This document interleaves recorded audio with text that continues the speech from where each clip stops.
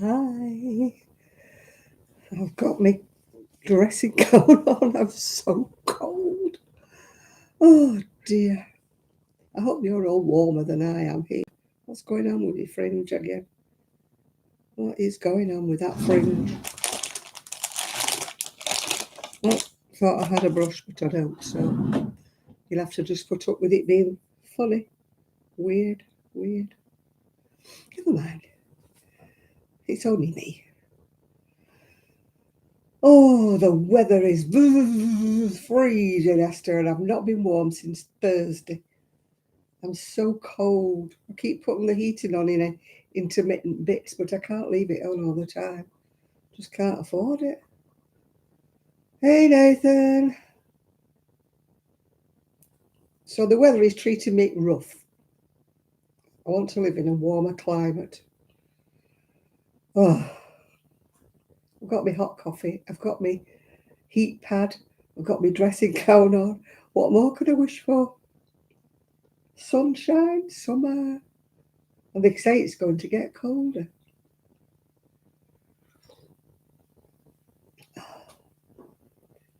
I will be a hermit soon. I will not be leaving this house.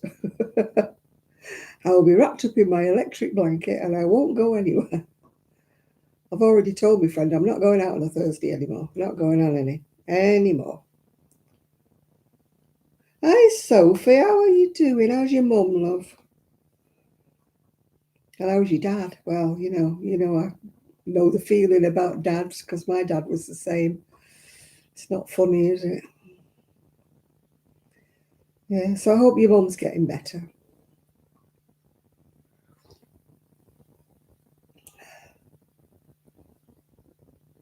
I've got my neck thing on because I've got neck aches. So I've got about 3 chins, but I don't care. I'm not vain. I don't care. I've given over bothering about what I look like. You do the best you can and just leave it at that, don't you, really?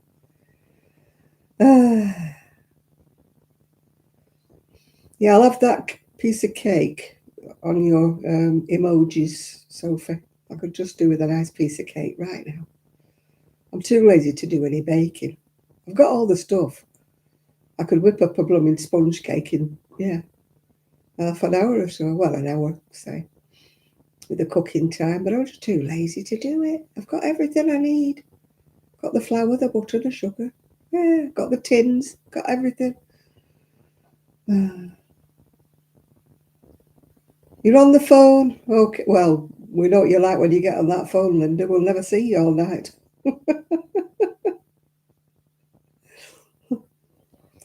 Linda has friends who keep her on the phone for hours, and it's not me. I don't have her number, so it's not me.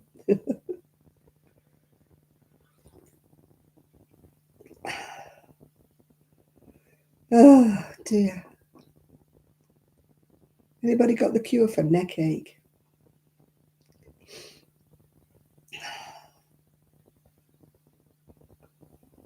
It's what it was I was on the seafront, coming back from Fleetwood on the seafront, and the wind was whipping round the back of my neck like somebody not right. I tried to pull my scarf up a bit further, but no. I've had a neck headache ever since, if you understand the meaning of it. When your neck gives you a headache at the base of your, well, it's at the top there, at the back of your neck, but it's a headache, but it's there. I've tried rubbing potions on it. I've tried wearing my heat thing, my jig, but it just won't go away. It's a constant headache. Never mind. Oh, dear. So I've got my hot coffee. I forgot to bring my owl in because I haven't finished it anyway. I'm making an owl key rings, allegedly, for the craft thing at the church in November. I tried making one, but my tension must be a bit off. So it was very big owl. And it's supposed to be a little keyring charm, not a great big whacking owl. So I think we need to go back to the drawing board with that. I was going to show you it, but I forgot. Anyway, I haven't stuffed it, so. And I haven't stitched its eyes on. And I haven't found its beak colour. It wants orange for its beak, and I must have some somewhere. I only want a few strands just to make a little beak, you know. I must have a little bit of orange somewhere. I don't feel like buying 100-gram ball just to do an owl beak. Hi, Chris. I'm muffled up, Chris, because I'm cold. And I've got neck ache, headache, and all the rest.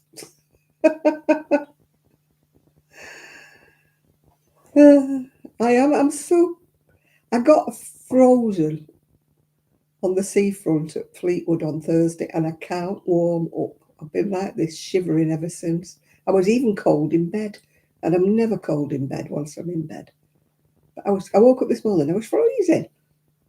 And I thought, have I lost my covers? I hadn't lost any of my covers. I was just so cold. I had goose pimples. Oh, dear. Oh, boy, do I ever. I need the back of my neck cracking out. Oh, for an osteopath.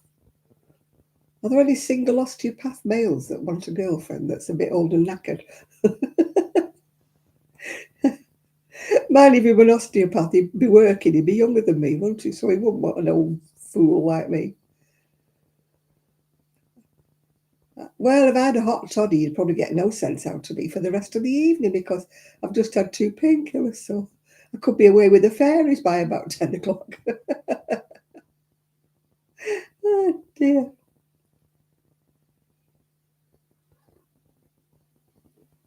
Oh, dearie me. Oh. So what's the update on your mum, Sophie? Is she any better? Is there any signs of her coming home?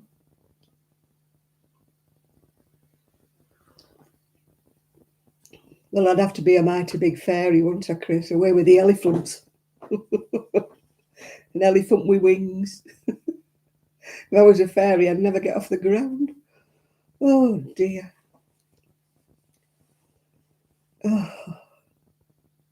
Oh, my neck. I shouldn't move, yeah. She could be home next week. Good show. The girl at Knit Club who had a stroke, she's come home.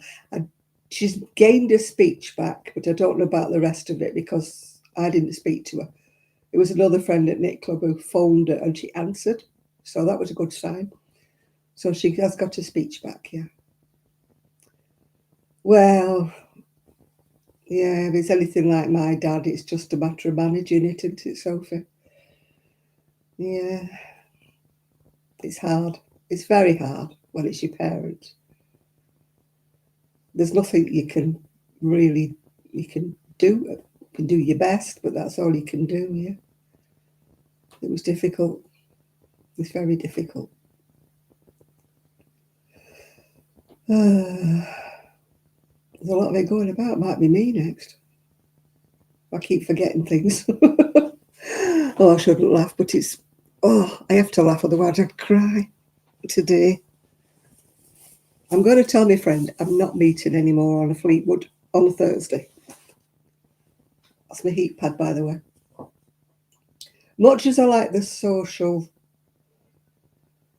yeah, my dad was, I don't know whether it's dementia or Alzheimer's. There's a bit of a line between the two, isn't it? They turn into somebody that you don't know, and it's so sad.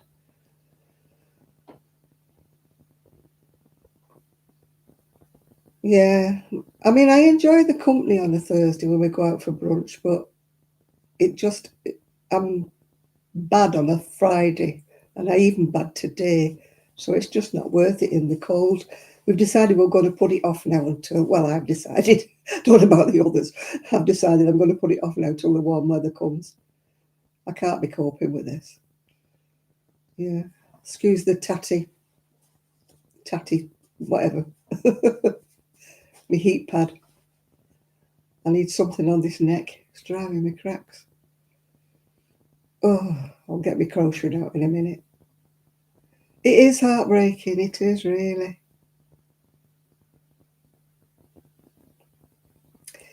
My dad responded to, well, you may not have heard it if you're in America. It was a program called Dad's Army, and it was about the Home Guard. It was set during the war years, and he loved that program. But the problem was he couldn't remember how to work the DVD thing. So if we went to visit him, he had one in his room. If we went to visit him, we used to put them on for him. But of course, he couldn't do it on his own, so he would just sit there. He couldn't even turn the telly over. He couldn't do anything. So he used to just sit and sit and sit. It was pitiful, really. Yeah.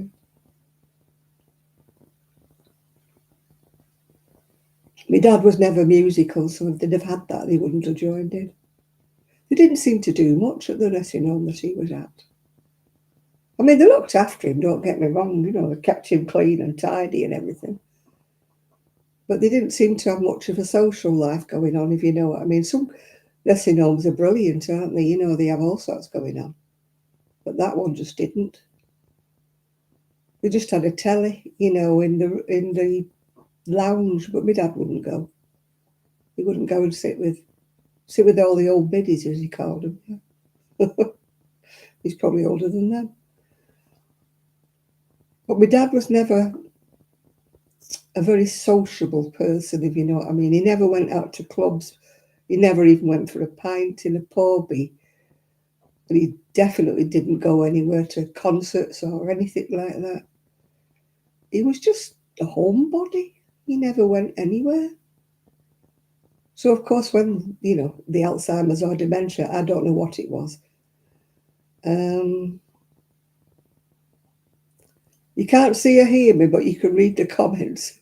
Oh, that doesn't sound very good, does it?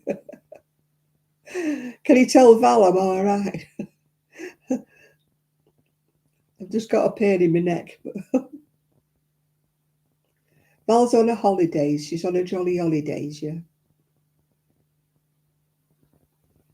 So I hope she's managing all right, because she's still got the broken shoulder, of course, because that hasn't healed up.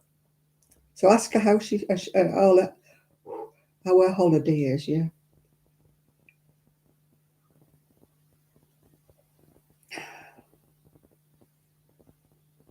Oh dear, because she can't hear me apparently. Oh dear, that's a blessing, isn't it? She can't see me. She should count her lucky stars. Oh dearie me. Well, I did a video this afternoon. I got my Simply Crochet magazine, so I did a little video on that. And it came with a calendar with all little amigurumi monsters, yeah. She doesn't know yet, Linda, because she doesn't know whether her husband wants to go away because it's near Valentine's Day. So she doesn't know whether her husband wants to go away. But if he doesn't, she'll be there.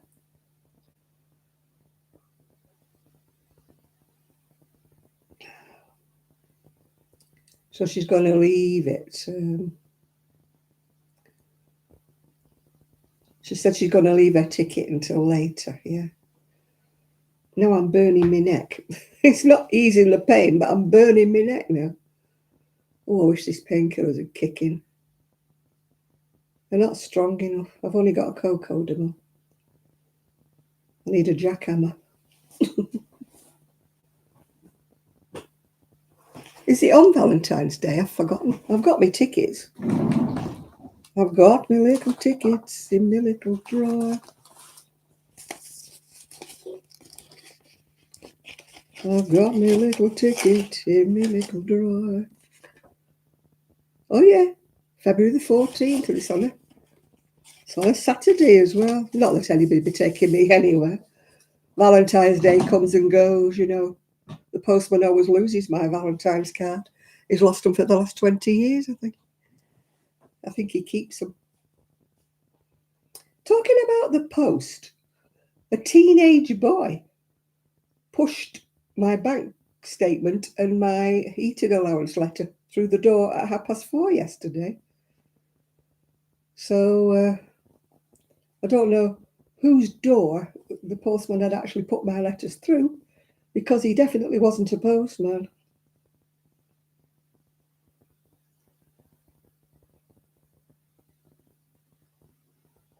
Oh, you're at the Great Orme. Woo-hoo! That is Llandudno for the people who are live in America. Llandudno, if you're Welsh, because they say the double L as a Llandudno, yeah.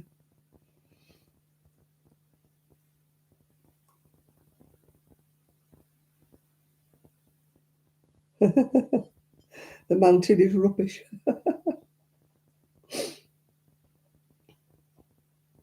I got stranded at the top of the Great Orme.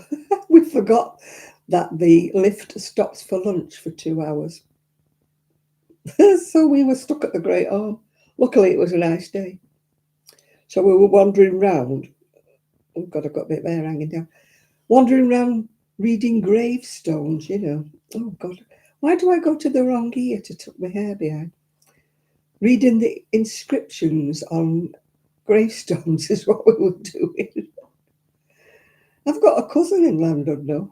I won't go and stay with him, though, because he lives in a great big house, and I think he lives in like one room of it, so I think might be a bit damp and cold in the other room. So yeah, and he's 92, so I would go to Llandudno and visit him, you know, but not go and stay with him, if you know what I mean. Yeah, I haven't been to Llandudno. Oh, well, you can tell how long ago it was. Anne Ziegler and Webster Booth were the turns on the pier bit. They'd been dead about 20 odd years. And they were very old back then. If you've never heard of Anne Ziegler and Webster Booth, they used to do singing, you know, old-fashioned songs like, yeah. And there was like a stage, and there was all these deck chairs. It was all right when it was a nice day. My son wasn't impressed because he was only a baby. He wanted to go. But I think we only went for the day. We must have been staying in Wales somewhere, but we went for the day there. We didn't stay in Llandudno. Tell her it's a bit blustery here. You are old enough to have heard of them. Yeah. Well, they were the Star Turn at Llandudno, so that gives you some idea how modern they were, yeah. Mm. No pop groups, no anybody like that. Anne Ziegler and Webster Booth, yeah. Oh, dear. And I think they actually had a brass band in between as well. There was no comedians, nothing like that, no.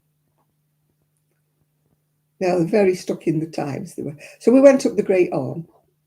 We thought there's a cafe at the top. We'll have something to eat when we get to the top. So we got to the top. The lift stopped for 2 hours and the cafe was closed because it closed while the lift was closed. The cafe closed. So we sat on gravestones at the top of the Great Orme. That was a thrilling excursion, that was. We didn't really feel like walking all the way down again. Irene said, I'm not walking down there. It's too high. So we sat and waited while the lift came back, and we never had anything to eat or drink because the cafe was shut. So that was my excursion to Llandudno. So we just got in the car and went back to where we were staying. I don't know where we must have. We can't have gone to all the way to Llandudno for the day from Manchester. So we must have been staying in Wales somewhere.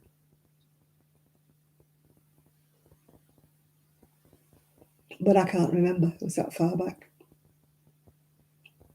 And that was the last time I've been to Llandudno. This one's 56, so it must have been at least 40 odd years ago. And I've never been back. I believe they've got a nice wool shop there. Amora went to see it, didn't she? And next door they've got a lovely shop that sells artificial flowers. Nice ones, not tatty ones, nice ones. I've got a lovely purple vase, great big, massive purple glass vase that I bought in a charity shop and carried all the way home on my scooter when I lived in Prestwich. And I want some really big flowers, you know, to go in it, because the vase is like that high, so little flowers would just be no use, would they? So I need big flowers, yeah. Oh dear, tell her sorry. Anybody can chat to her, tell her sorry to hear her shoulder's still not better. She might have to have an operation on it, but she can't see the specialist for another couple of weeks. He cancelled the appointment that she had 3 weeks ago. Great, innit? This is the shape of our NHS, unfortunately. Oh, got an itch. That little bit of hair's getting on my nerves now. And I haven't got any lacquer on it to glue it up. Maybe it'll stay up a bit longer. Oh dear. So I should be crocheting owls, but I'm not. I finished my sweater. I showed it on the other video, but I'll show it you again because it's still here. I finished it. Finished it off. I'm not sure about the horizontal stripes, you know. You know, me being so sylph-like, yeah. Not sure about that. Yeah, flatten it. It won't flatten. It's fluffy. I washed it today, so it's fluffy. I made it worse. It won't go up. It's broken off, so it's not long enough to cover me clip. Nope, it's still going to fall down. I'm going to get annoyed. Yeah, I finished it all off. No pattern, I just did it out my head. There's a lot of weird things go on in my head, you know. And I've done one piece, well, one part piece of my hexagon jacket. This was the Yarn Smith's Play double knitting. Yeah. So I'm doing the hexagon. I've done one part piece. One part piece is done. And I'm on the other part piece. Then I've got to join it all together, don't I? A lady at Knit Club said to me, "Oh, when you finish that, I'll have it." I thought, you won't. It's got my colours. You can have a different colour, but you're not having this colour. If it's purple, it's mine. Nobody else has anything in my purple. They have to have other colours. Right, here we go. Yeah, Yarn Smith's Play double knit. That's what it is. That one was hike, and this one is dive. Let's all dive in the pool. Are we all going to be watching Tom Daly? Yeah, they're not having purple. We can have any other colour, Sophie, but they're not having my purple. My purple is whatever.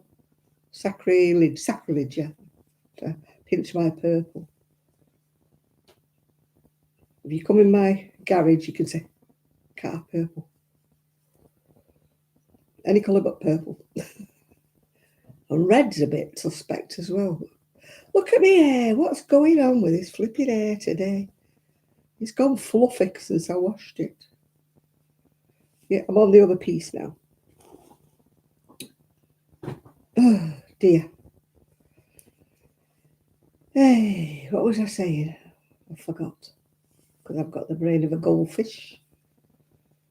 Once round the bowl and it's forgotten it's been round. Yeah, that's me. That's me. What have I been doing? I've been watching Leslie, Not Quite Enough Yarn. She did her month end. I watched Jeanette. She's been in Malta. She's flown home now. Who else have I watched? Davina. She was watching the parade that was going past her house.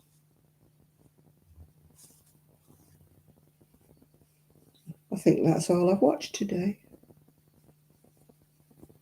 There must have been others, but I've forgotten.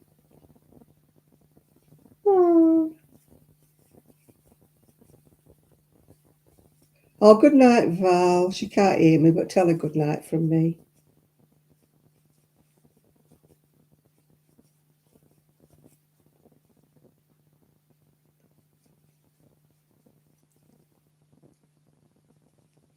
If anybody can type to Val before she disappears.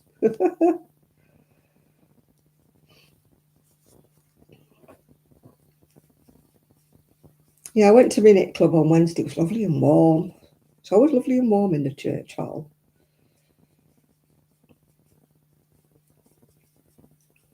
I got my heating built yesterday. Grim. And I haven't even started putting the heating on properly. I got my letter saying I'm going to get me £200 heating allowance. I get 300 when I'm 80, but I'm not 80 for the cut-off bit this year. I'll have to wait till next year to get me 300. You had to be 80 before a certain date, and of course I'm not, so. I can't wait for my extra 25 pence a week. Oof, what am I going to do with that? Dearie me.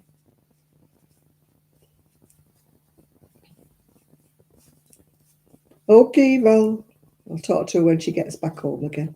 I think she's only gone for a week.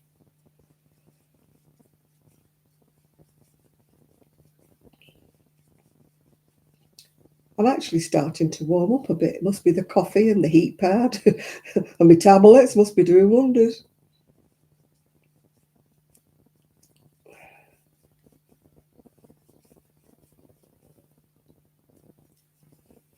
I keep saying I'm going to get a doctor's appointment about my tablets, but I never do.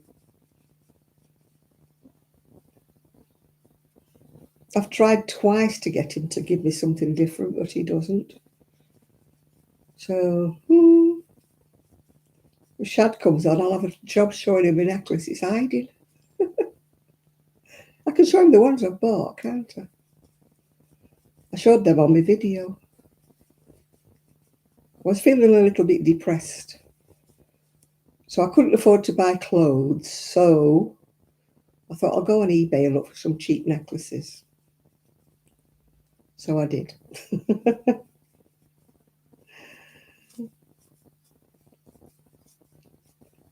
One of them's not that clever. One of them's a bit cheap and nasty, but the others are all right. I'll wear the others, but one of them's a bit. I may not bother with that one.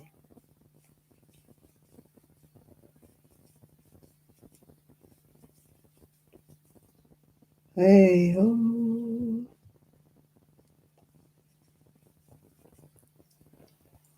That's what I'm crocheting with, a little ball. These balls of the Yarnsmith keep falling apart. You crochet so much with them and then they just disintegrate. They're not very sort of well formed, let's just say. They're a bit floppy. Come on, I've got 31 people in here and only 19 thumbs up, so who's not obliging? Just saying, just saying. I'll never be a superstar if I don't get my thumbs up. Not that I'll ever be a superstar, but you know we're killing in hopes, can't we? As I said before, I want to be an overnight sensation on YouTube before I die. What do you say? There's two hopes of that, Slim and Bob Hope, yeah.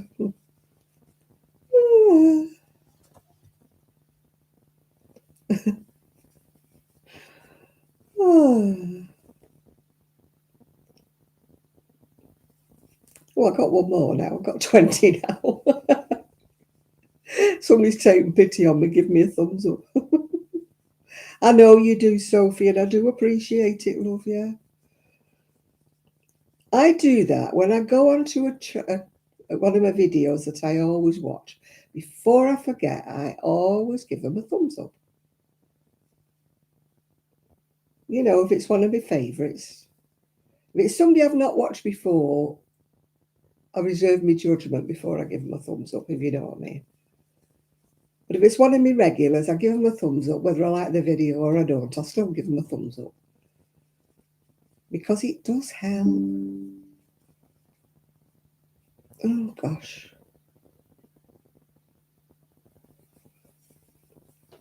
Somebody's just responded to the way I put a little notice up on a Craft and a Cuppa site. Everybody kept asking me how I did the square neck, the rounded neck on me hexagon. So I showed, you know, a little picture showing how I did it. So, hello, Rosie Lover. Or is it Rosie Rose Lover? Hello, Lizzie. It's easier to say hello, Lizzie.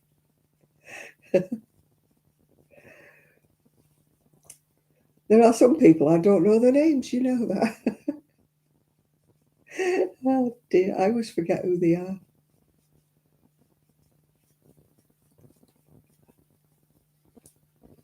We were talking about that at the library. 2 new ladies joined at the library and they said, we're very bad with names. I said, listen, I've been coming to the library nearly 2 years and I've only just got the names right. So don't get worried about it if you don't get our names right the first time. I'm dreadful. Absolutely dreadful with names. I know their faces, you know. But people will say, oh, you know so-and-so. They go to the library and I'm like, tell me where they sit. You tell me who they sit next to, I might have a chance. I'm really bad. It's nothing new, though. It's not old age. I've always been bad with names. People tell me their name, and within 5 minutes, I've forgotten it. But that's, like I say, not Alzheimer's or anything. That's just always been me. I don't retain names somehow or another. They just go right past me.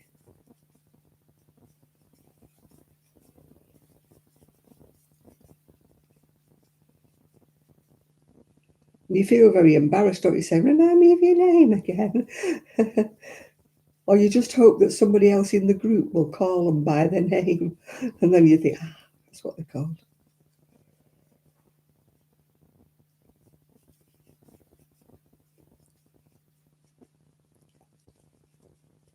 Yeah, I've got the names of my Wednesday knit club. I've got them sorted out now.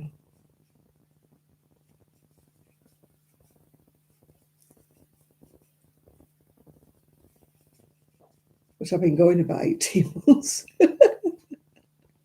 Oh dear, terrible, aren't I? I don't know whether anybody else is like that with names, but I'm shocking.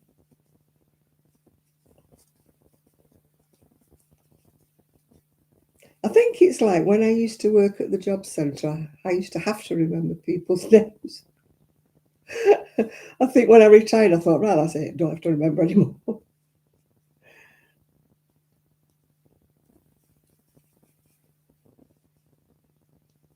And also at the job centre, I remembered people's names because you always remembered the troublemakers. And there was an awful lot of those, yeah.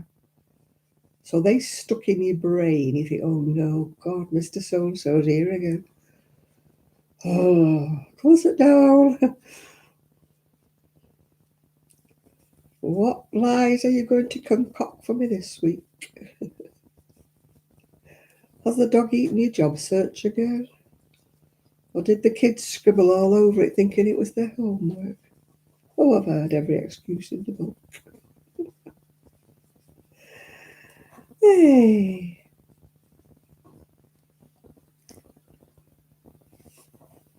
I wonder what I'm going to make with the other 4 colours I've got of this.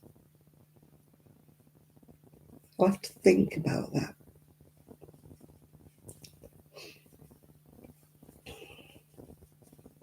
I've got 4 more colours. Mind you, 2 of them look very much alike if you remember the video where I showed you them when they arrived. Two of them are multicoloured, but they look so similar. I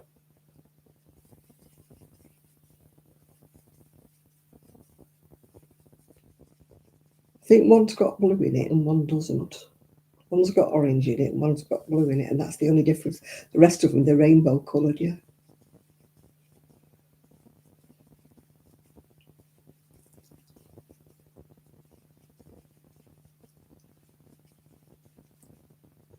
Did I tell you my scooter broke down?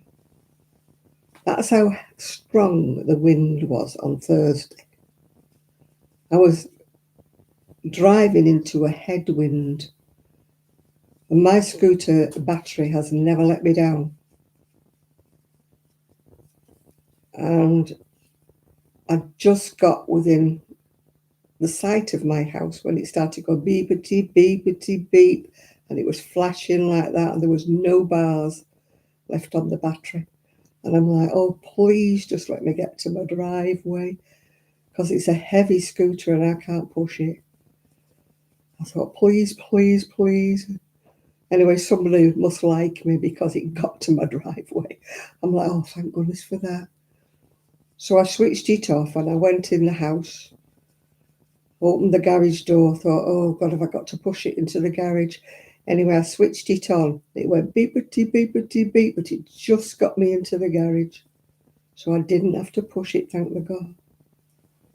So it's on charge now. But it's never done that before. But it must have been straining because I was going into such a strong wind.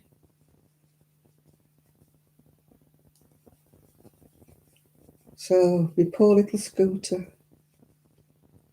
Yeah, it's never done that before, Chris. It's got me to Fleetwood and back, and I've come back and there's always been at least 3 bars left on my battery. But no, it just completely died as I got to the drive. Completely died. Never done that before.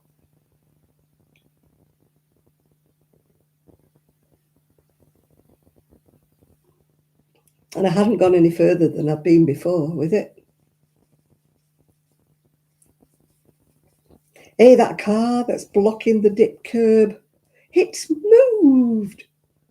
The community police officer must have got him to move it. Hey! So I didn't have to play chicken with the bus coming round the corner at me. Didn't have to go into the road facing the wrong direction anymore. I went up and down the dip curb. Hooray! That car has never moved in all the months I've lived here.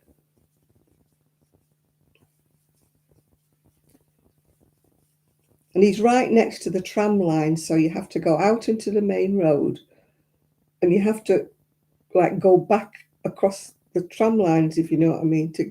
It's very dicey with death. He shouldn't do that. He shouldn't park on a dip curb.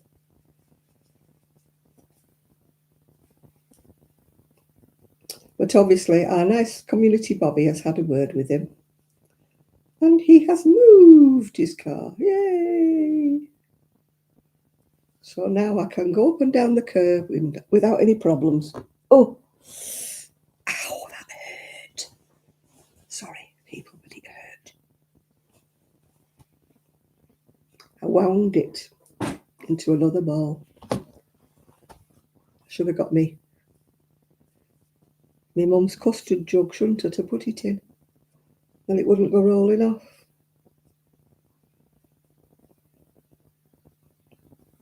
In fact, I might get it. It's only behind me. I'm not going to be going far. I might go and get my mum's custard jug. Oh, I can't get it without getting up, but here we go. Ow, ow, ow.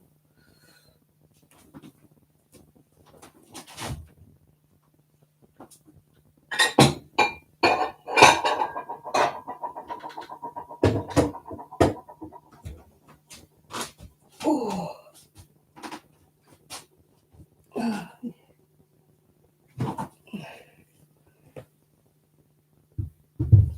You seen what made its appearance this morning?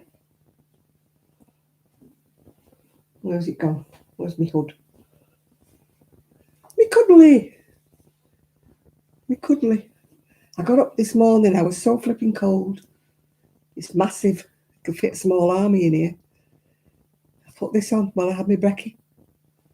Ooh, it's got lovely fur like it. It's a real one, it's not a pretend. It cost me a bomb, but it was half price. But I bought that when I lived in Fleetwood. My son said to me, "Stop taking the mickey, mother, just go and put the heating on." But they didn't want the heating on, they weren't cold, so there we are. We've all the wools in my yarn custard jug now, so it won't roll around. You don't need a big fancy yarn bowl. What you need is a custard jug. I'm sure there'll be plenty of custard jugs in the thrift shops, charity shops, whatever you call them. I haven't even been in them lately. They've put the prices up so much. I haven't even bothered looking.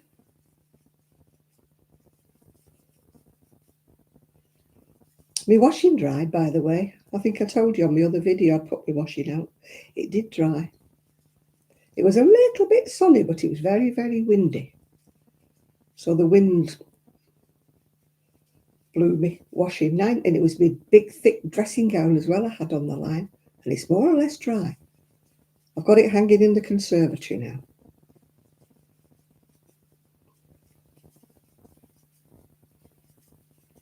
I've ordered another draft excluder because there was a draft coming in the conservatory door. So it was making the conservatory chillier than it should be. So I have got a draft excluder.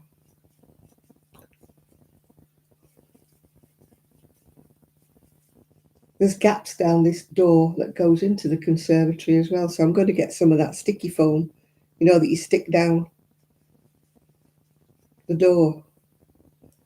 Because the door's like, you know, a mouse could get in under it. That's why I put a draft excluder at the bottom. And at the side, you could get your finger through at the side. There's a big gap. So I'm sure the house would be a lot warmer if it didn't have so many drafts. Can't beat a good old-fashioned curtain, can you? You know what I mean? Big, thick curtain hanging down like we did in the old days. So I thought, you know, I might start looking in the charity shops, see if they've got any door curtains. Not bothered what colour they are, as long as they're nice and thick and warm. I took some curtains to the blooming charity shop, the ones that were here, that I didn't like. Should have kept them, shouldn't I? But I know where to put them. If I'd have kept them, I could have used them on the doors. You know, get some of that chicken wiry stuff, you know, and put the curtain on it. Because I'm no good at DIY, so.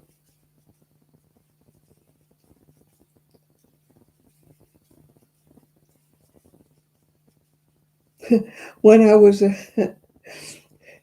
living in Prestwich, I actually put one curtain on, you know, the canes that you get for the garden, this doorway, and I'm like, what can I do? What can I do? I thought, oh, so I screwed 2 hooks in, and put this garden cane. I thought, you know, you have to be inventive, don't you, when you're no good with DIY? I can't put curtain rails up. I haven't even got a drill, so I can't do that. Yeah. I've got some hooks, some big hooks, if I can get them into the wall. And I've got some garden canes, so that is a good idea. All I need is to find a curtain. Necessity is the mother of invention. That's what they say, don't they? Mm-hmm. So what have you all been up to? Well, we know what Sophie's been up to. She's been visiting the hospital, hasn't she? So anybody else, what's everybody else been up to? I'm nosy and I want to know. You all know what I'm up to. I tell you every week what I've been up to. It's a bit one-sided, you know. Come on. Tell me all your news. Do, do, do, do, do. The town crier has announced, tell me all your news.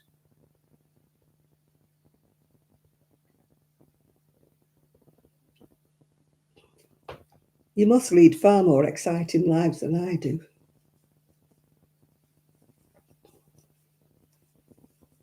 Mine's the same, isn't it? Knit club home, cook me dinner. Knit club home, cook me dinner, do me washing, hoover when I feel like it.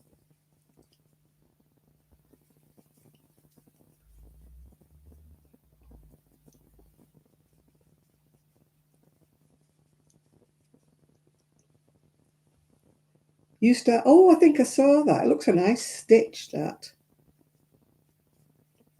I've not got loom knits. I've got those addies. I've got a little addie and a big addie, and I haven't used them for absolutely ages. Somebody asked me if I'd sell them, and I said, no, I paid a lot of money for them. I'm keeping them.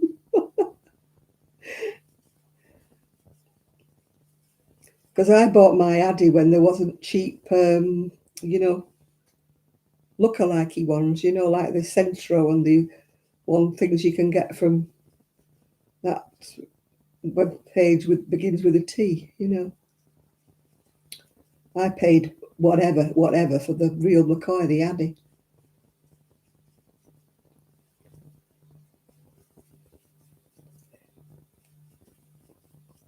But I haven't used them for ages. Mine are plastic, so they won't go rusty, will they?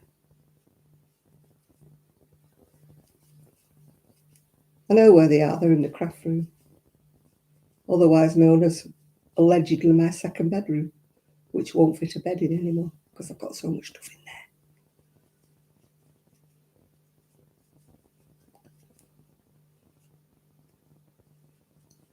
So much stuff.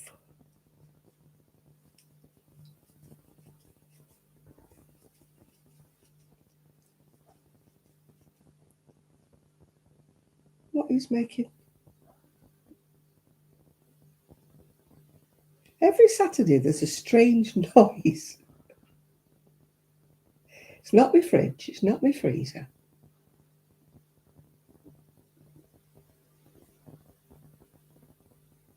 Mind you, I don't usually sit in the kitchen. No, they don't, Sophie. The double knitting hats come out too small. And if you use Aran, it's really stiff unless it's a really silky Aran. And then you have to run it over a candle wax or something. Yeah. It doesn't like it. It's geared up to American yarn, you know, like that worsted red heart and stuff. Oh, hi, Julian. You're crocheting a mini granny square Christmas stocking. Mm-hmm. Yeah, this annoys me about this Simply Knitting that's come, talking about Christmas stockings. The ones at the front that are really nice, they're done in Karen Simply Soft. We don't have it over here. Well, we can get it over here. But why can't they do it? It's an English magazine, so why can't they do, you know, English wool? Very annoying. Because Karen Simply Soft's not double knit and it's not Aran. What am I looking for? I'm looking for the stocking. There you have Julian's stocking. But it's done in Karen Simply Soft. I do like the cushion with a stag on it. That's cute, isn't it? But Karen Simply Soft, what do we use? We'd either have to get on a web page, pay a fortune to get the Simply Soft, or faff about trying to get the tension right, you know. Oh, don't remind me. Got an hour less in bed, haven't we? Mind it's Sunday, I can lie in.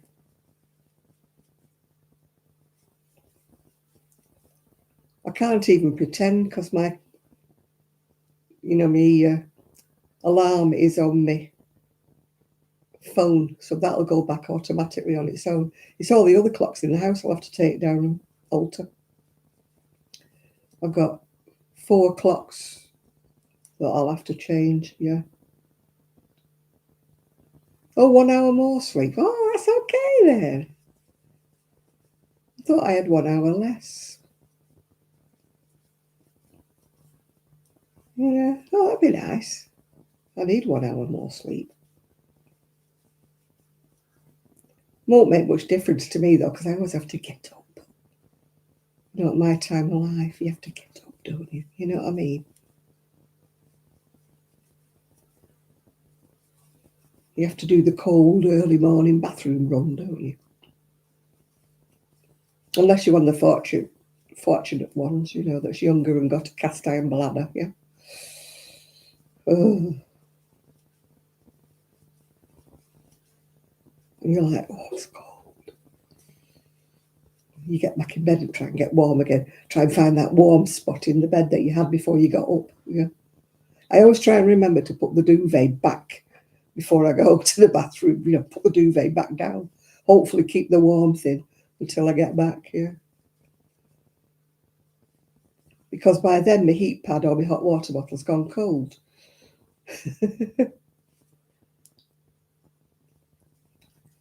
They should have ones that don't go cold, shouldn't they? You know, the ones that last the night. I mean, this heat pad's really good, but it doesn't last all night, yeah. Yeah, I need to trap the heat in. And then you have to find that place where you were laid before, don't you, to see if it's still warm enough.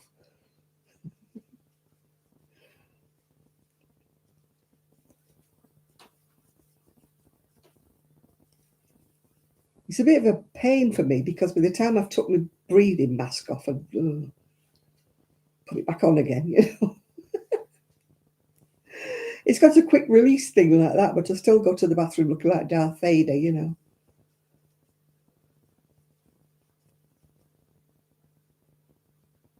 You're only 4 rows. Oh, they're small, then, aren't they? Unless your wool's thick.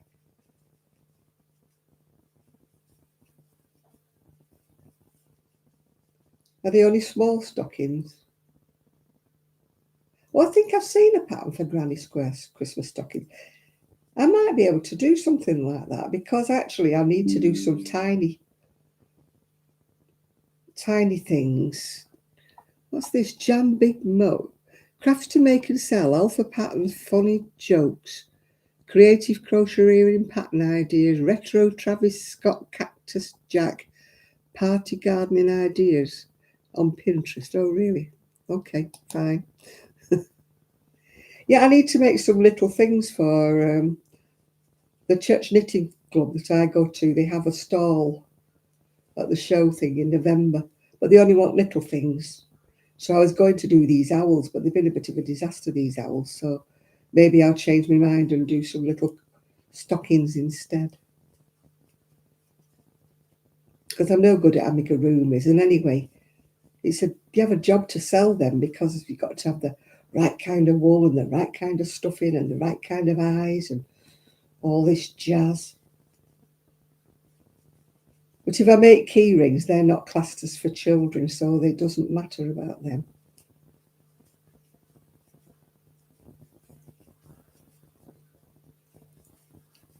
My friend's made some lovely little like goldfish, and they've got fancy little tails. But they're in 4-ply, and most of my wool's double knitting with scraps, you know, most of my scrappy bits.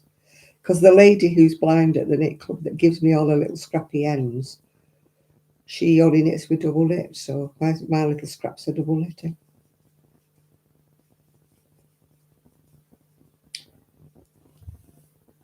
Yeah, Val was going to collect those shawls I made, you know, for the old golden oldies.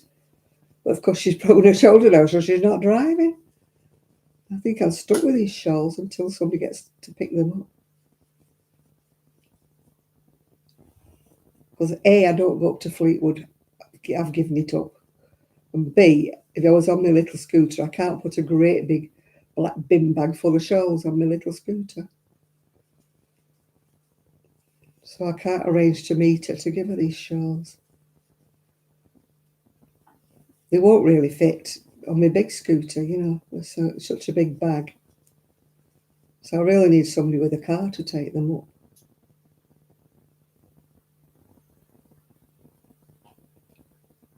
Val was going to do it, but like you say, Val can't drive at the moment. Can't drive with a broken shoulder.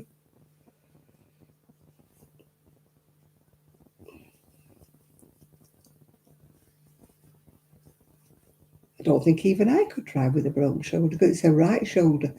And I've only got an accelerator on my right-hand side. Now, my other scooter was dual-sided. I could have driven with my left hand, yeah.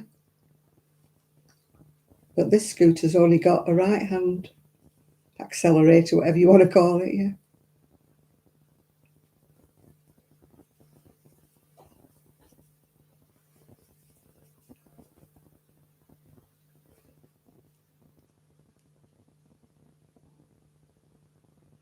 Yeah, that'd be all right, that. Don't know about the chocolates, though. That's up to them if they want to do that. I'll just make the little stockings. I'm going to have another go at this owl, but I'm going to have to use a smaller hook, which is hard for me because, you know, I've got hand issues. But my owl came out too big.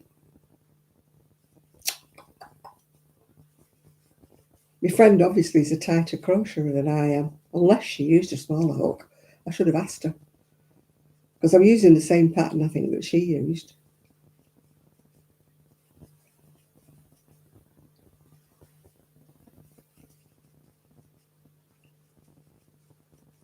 But it confused me anyway, because it was American and I crochet English.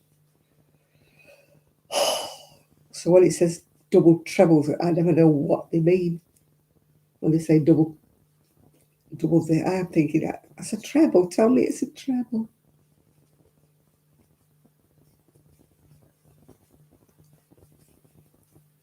When you've learnt to crochet English-wise from being the age of 13 and you get to my age, it's hard to start thinking, you know, that a double crochet is a treble and whatnot, yeah. Hi, Sandra. I don't know why we all can't have the same blinking thing. It's so hard because you forget sometimes and you're half doing it and you're half asleep or something. And you look at it, you think, oh, trebles, and you go across and you think, oh, God, they mean a double treble because it's American. Ugh.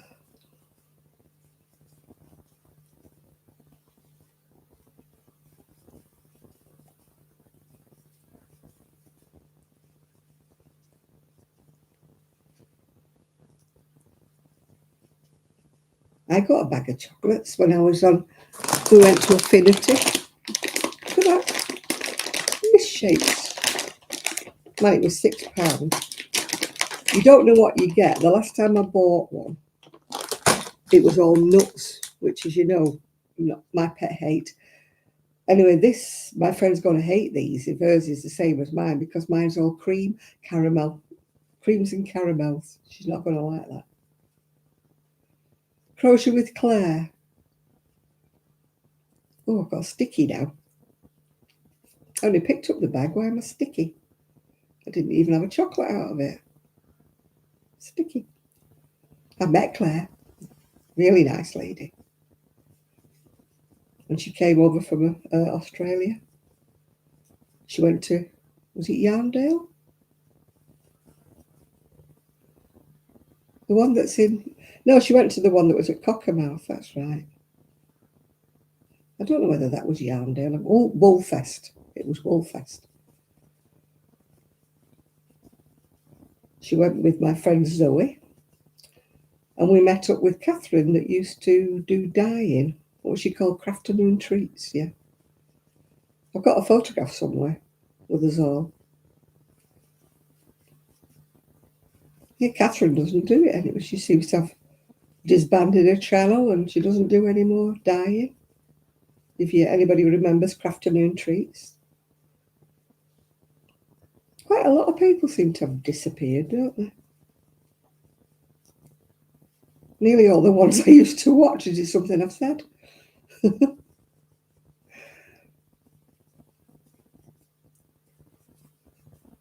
The Crochet with Claire was Bob Wilson 123 when I knew her. She changed her name. Bob Wilson was actually the name of her dog, so I think she decided she needed to change the name of the channel when the dog passed away.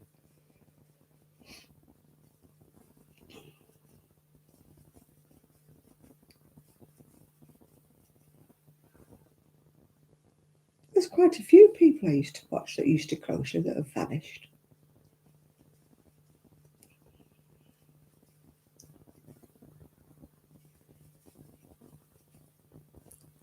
And a lot of my crochet and knitted people are doing cross stitch now.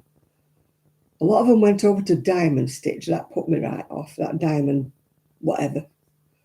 So I stopped watching them. And now a lot of them have gone on to cross stitch, so I'm stopping watching them. I'm like, blimey, what's up with all these crocheters and knitters? Why can't they stay crocheting, stay knitting? Why do they have to wander off and start doing different crafts?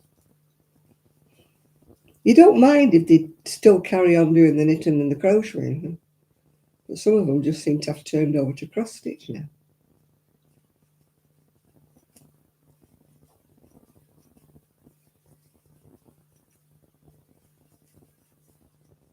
So my crochet channels are dwindling.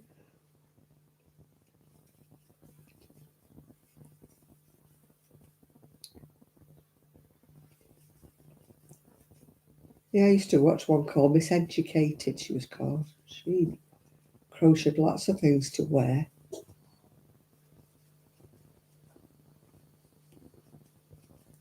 I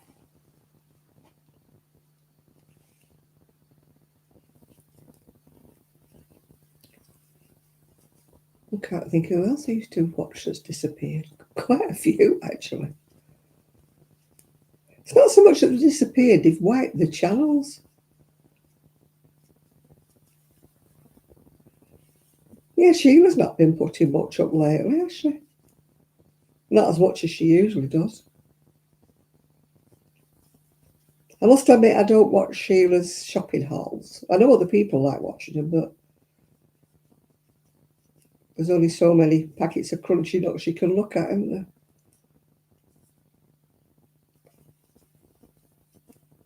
I don't watch those. And I don't watch tutorials unless I'm going to make it, yeah. I can't sit and watch a tutorial. I'm not talking about Sheila, by the way, now. I'm talking about anybody. I can't sit and watch a tutorial if I've not got any thoughts of making whatever the tutorial at. I only watch them if I'm thinking of making the garment, you know. And even then, I only really watch it when I am actually making the garment. I can't sit and, oh, that piece of hair is getting on my nerves. I can't sit and just watch a tutorial for the heck of it. Hi, Dottie. I just watch a few. I watch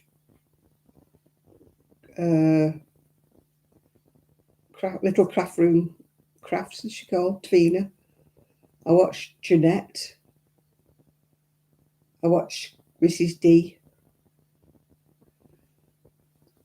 I sometimes watch Janice if she's not doing a cross stitch.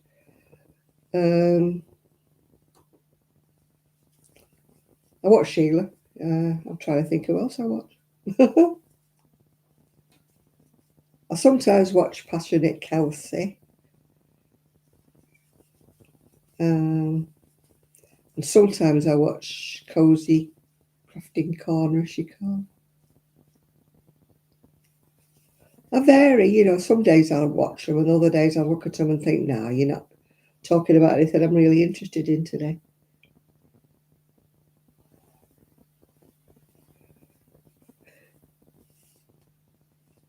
Good Knit Kisses? No, don't know that one.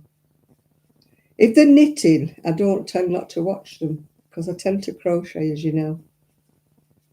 I don't not watch knitting, but I don't tend to gravitate towards knitting.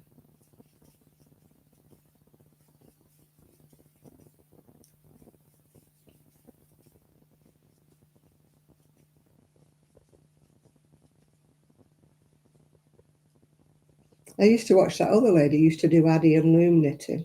But she hasn't made any videos for a long time. Oh, God, I can't think of her name now.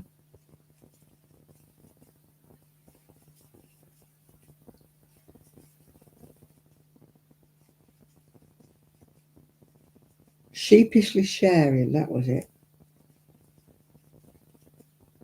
Margaret, she was called. She used to make hats and scarves and all sorts on the Addy machines.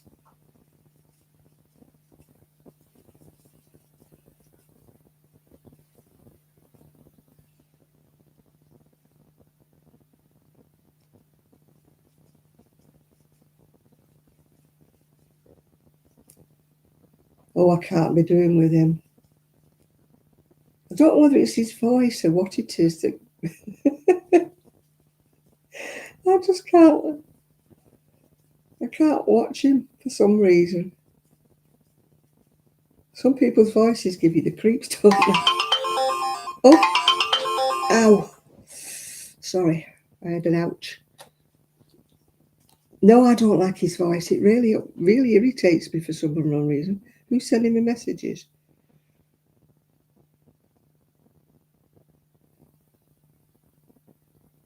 Oh, it's my friend. She's agreeing with me. We should go when it's warm.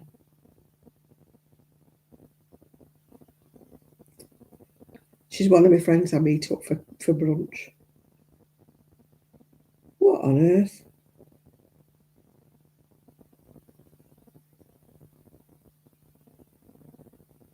Got some very weird.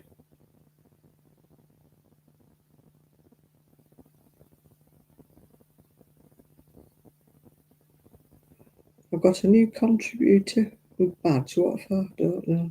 There's a person at my front door. Yeah, that was my next door neighbour coming back home. So I know who that was.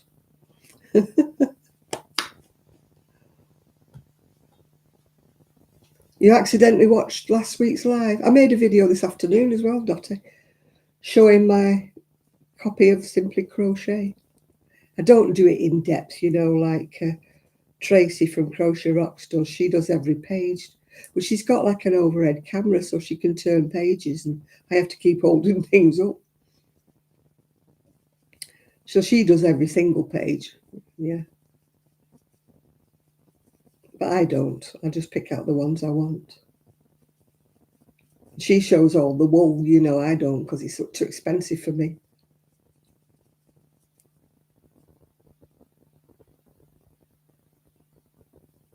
All right. I thought you were going to say she does tarot reading or something.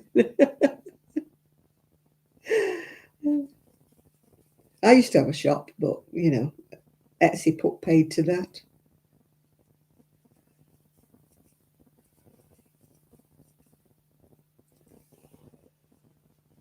Thanks to their charges, and now we've got import duties and Lord knows what else if we sell to America, so it's not worth it anymore. It's just not worth having a shop. I'd love to sell my crochet. I'd love to. But nobody wants to pay these days. Everybody wants something for nothing.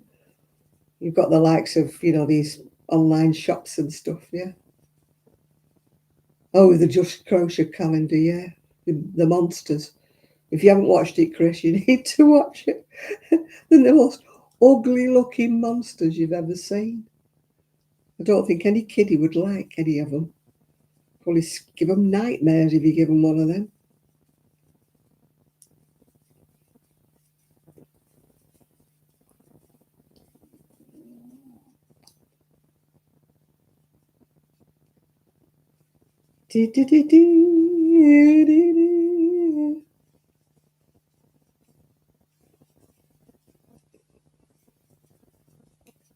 Oh, that jumper. You seen it? What is it? I think it finished up as being my thumbnail, actually. It's the most ugly looking thing you've ever seen. What is that? It looks uncomfortable. And it's even got like holes for for your thumb. And the back looks really ill-fitting, doesn't it? Look how it's wrinkled at the back. Look, it don't fit right, does it? What is it? I certainly won't be rushing to... I don't think there'll be many people crocheting that. Oh, that goth, yeah. Alt knots. Yeah, she's got a bit weird, hasn't she? Man, your collection of furls hooks must be worth an absolute fortune. Oh, yeah, them leg warmers. They were like a triangle. They wouldn't keep your legs warm, would they? The draft would go straight up them.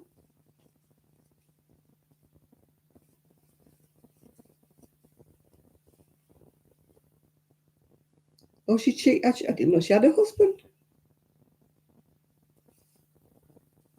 Who alt knots? She got a husband. I never saw him. She never mentioned him.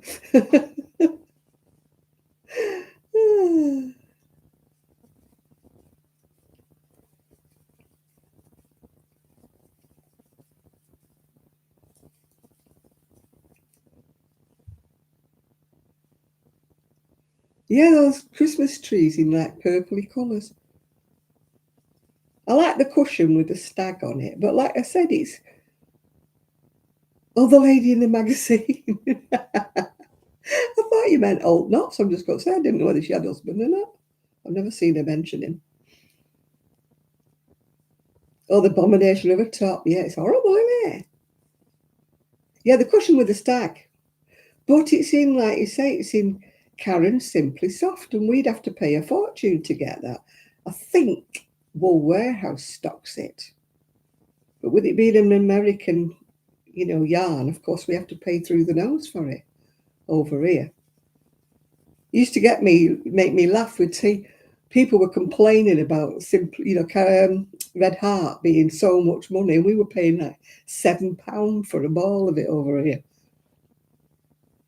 And people were saying, "Oh, it's gone up to $3, $4 or something," and I'm like, "What?" Because we have to pay the import duties and God knows what. Well, I don't know. I think sometimes they run out of ideas. The last few Simply Crochets, honestly, in fact, the last one, I gave it away.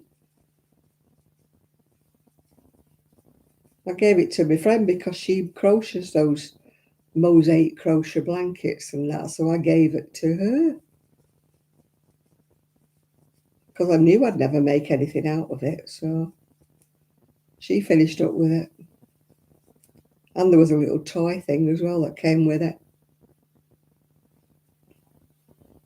I'll keep this one because I want the calendar as well.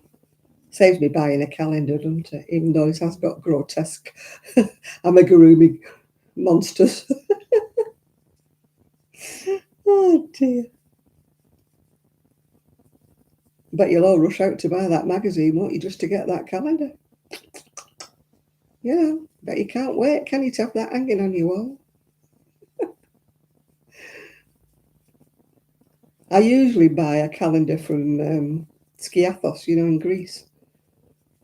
But they're so expensive. I mean, he does paint them all. Well, he does the original paintings, and then you want the calendar. Well, you have to go out and buy the magazine to get the calendar, Dottie. There are patterns for it. Yeah. Can't think what last year's was. No, Smurfs was the year before. The year before last was Smurfs. I don't know what last year was. Can't remember. You think the calendar's cute?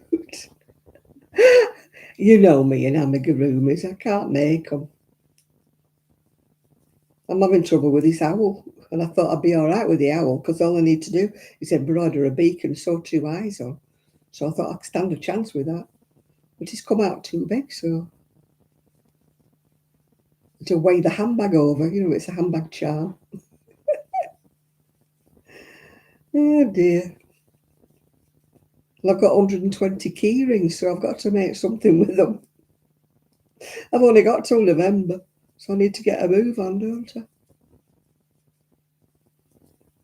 I'll think of something tomorrow.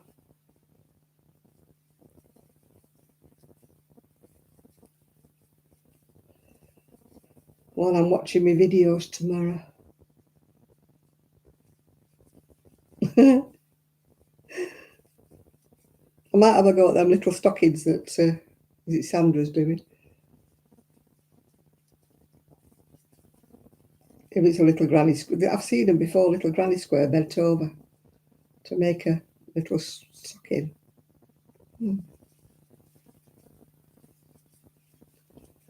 I had a book of Christmas ornaments somewhere, but I don't know where it is. I tell you, my bookcase desperately needs sorting out. But it's going to be a full day's job. You know, I'll have to take them all. I've got three Billy bookcases full of crochet and knitting books.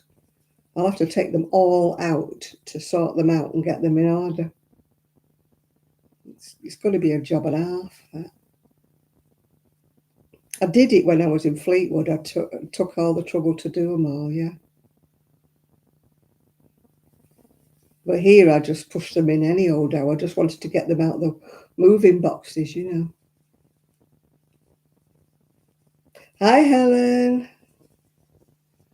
Which one? This one is a dressing gown. Actually, it was Moonbeams and Mayhem, and they advertised it as like a coat to go out in. But when it arrived, I thought, I'm not going out in this. It's like you're going out in your dressing gown. So that's what I'm using it for. I'm using it for a dressing gown. It's got ties at the waist. It's definitely not a jacket to go out in.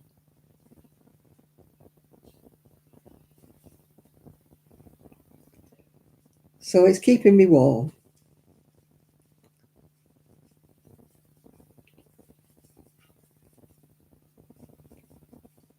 Yeah, well, my fluffy dressing gown, I washed it today. It's nearly dry, but it's drying in the conservatory, finishing off anyway. It almost dried on the line because it was very, very windy.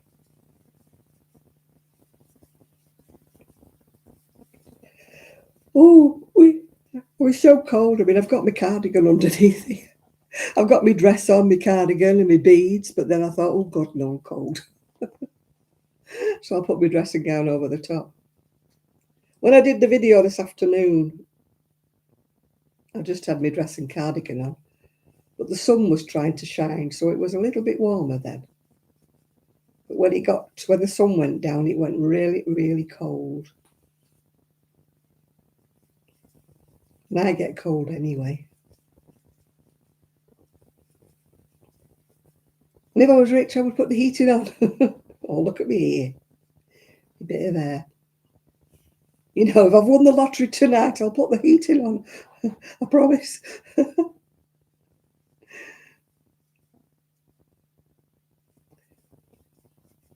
when you're poverty struck, you have to put it on for an hour and pull it off again.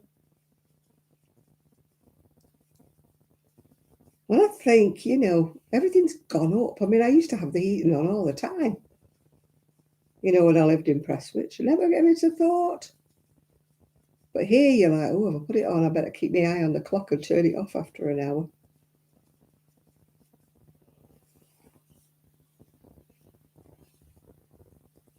It's sad, isn't it, when we have to be like this?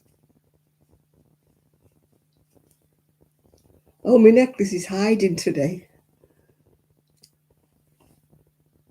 You missed my other video, Shad, because I've actually bought some necklaces.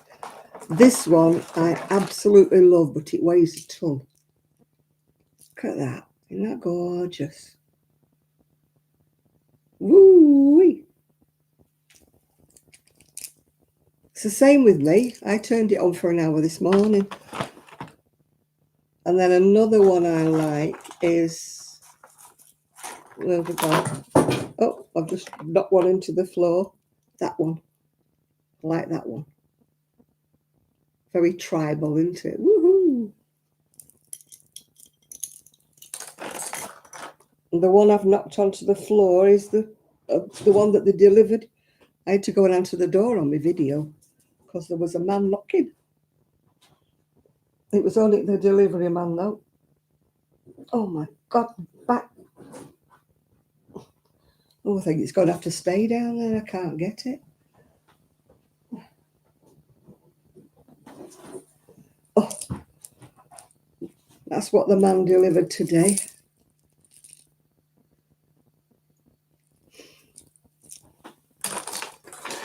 And then this one looks like it might finish up on the Christmas tree. I don't remember thinking it looked that. Oh, everything's falling on the floor. I can't pick it up. This one looks like it should be on the Christmas tree. It's all sequins. This one, I don't know why I bought this one because it's right tatty. I don't think I should be wearing this. It's very tatty. Very plasticky and tatty. But this one I like. It looks very tribal. Woo! You can see it. Oh, it's gone into a knot. I think that's pretty. I like that one. Pretty, pretty, pretty. Yeah, I went mad. I went on eBay shop.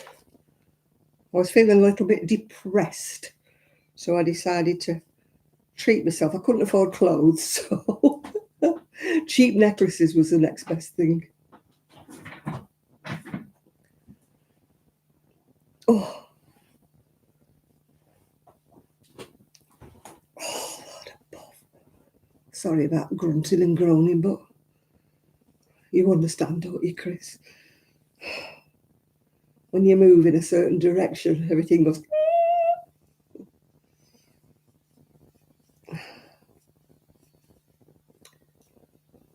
Oh, I want a new back for Christmas. I want a 3D printed one that doesn't have any defects. They'll do that soon, you know. I'm sure they will. Not in my lifetime, but I bet you any money we can get a new skeleton. Well, 3D printers, a plastic one.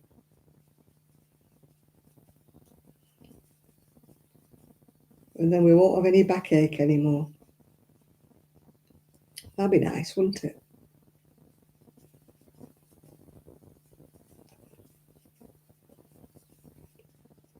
I'd like a new neck. That's why I'm wearing this silly thing. It's Velcro. And it's got like a pad thing at the back.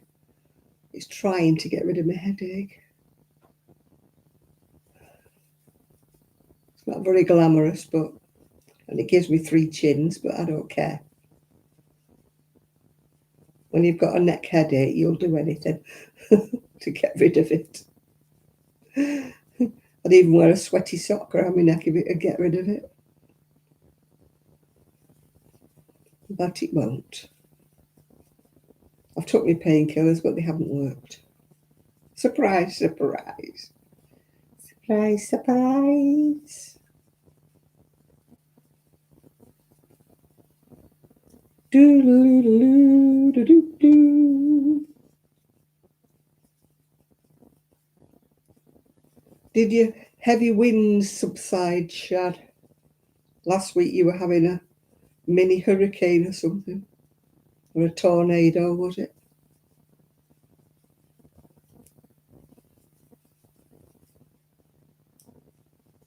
I think you sent some of the wind over here.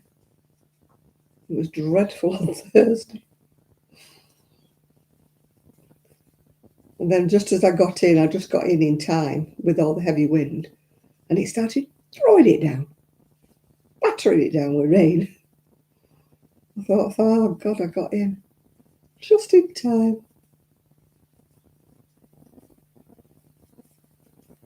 Can you imagine me with this dead scooter stuck in the middle of the seafront in battering rain? Not a good thought, is it? I would have been miserable then. I was miserable enough when I came in. You know, when you're that cold, you can't put your key in the door.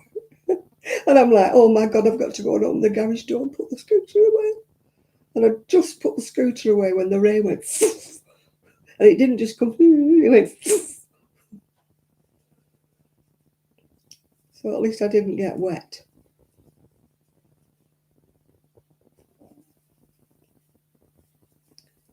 So the scooter's all hooked up to its battery charger, so I hope it charges up. That's probably why my electric bill's so high. I've got two scooters on charge. Two scooters on charge, and we've got two frosts. Oh my goodness me. I was watching a young woman, she lives in Siberia. On the day before, it was sunny and it was gorgeous, and she was walking in the park with a little boy, and then she got up the following morning and they had snow. I mean, it's only October. Yeah, she had snow. I know it's Siberia, but she had snow. So they'd gone from like summer to winter in one day.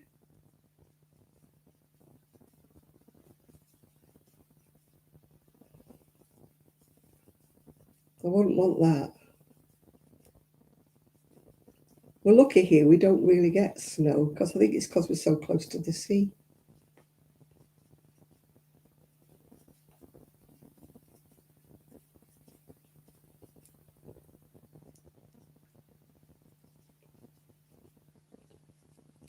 I think it's the salt in the air that stops it.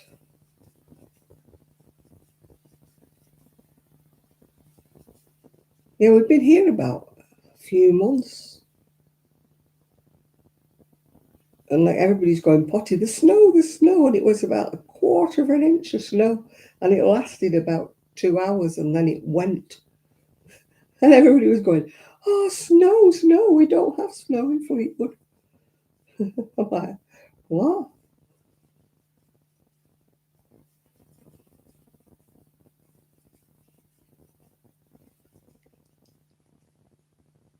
So I presume we don't have snow here. I'm a little bit further away from the sea, but only by half a mile.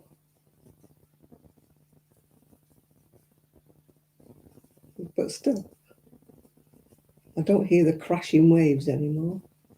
They keep me awake at night. Oh, dear Lord. You know, it was wild. Couldn't get to sleep with the noise of the waves crashing and the wind blowing. Don't have that anymore. It's quiet over here. I need a drink. I've drunk my coffee. I need a drink. I don't mean a drink. I mean a drink. Oh, can I reach my fridge without moving? Maybe I can move my chair. Oh, that was my knee.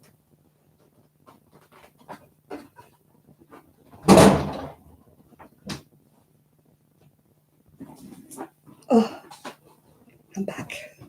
I didn't want to get up again. Oh,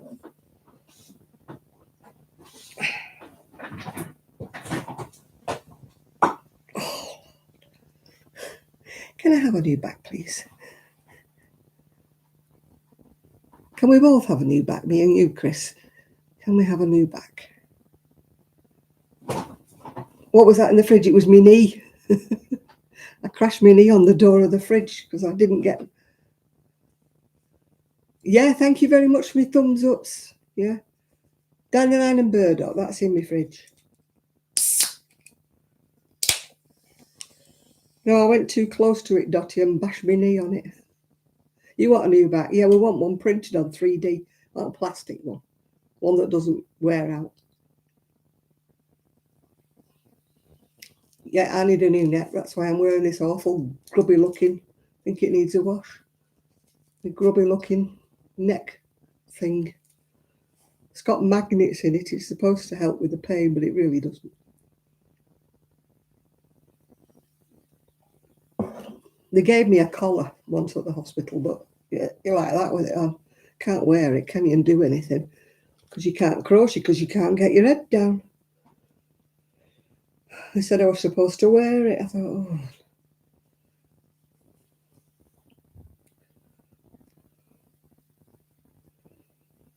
Physio messed your middle back up. No, mine's just kaputted. Now I've got rod and 6 pins in mine. Well, I think it's 6 pins. Could be 8.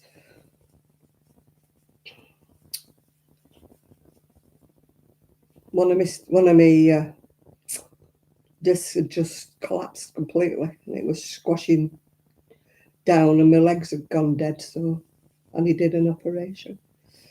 Oh, it is the joys of old age, isn't it? Yeah. What will you get to my age, Sophie? It's a wonder we're still breathing. I didn't sign up for this. I signed up for being a fit, active octogenarian. Oh, I'm going to be that next month, an octogenarian. Sounds a bit like an octopus, doesn't it? I was going to be one of these, that was doing kit fit and ballet and belly dancing and stuff like that. Stick to the fridge. I banged my flipping knee on it when I opened the door. That was what you heard, the clang. And then it was my cans rattling because they were in the door. That's what all the noise was.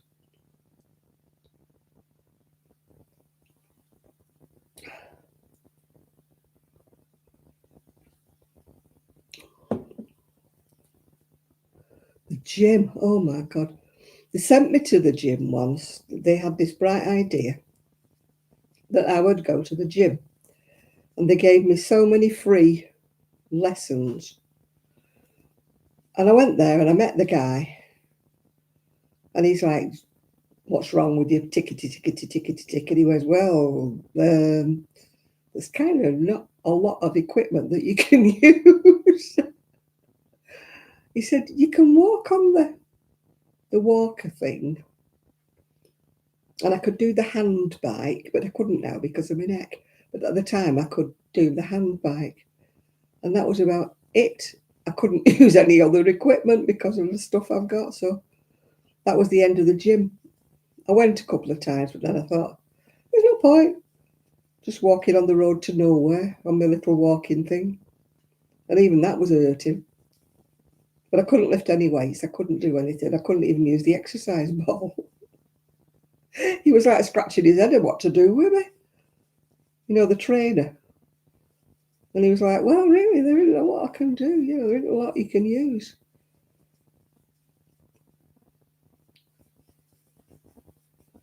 So that was the problem, Sophie. The trainer didn't know what to do with me. I think he was terrified I'd injure myself even more, and he'd be responsible.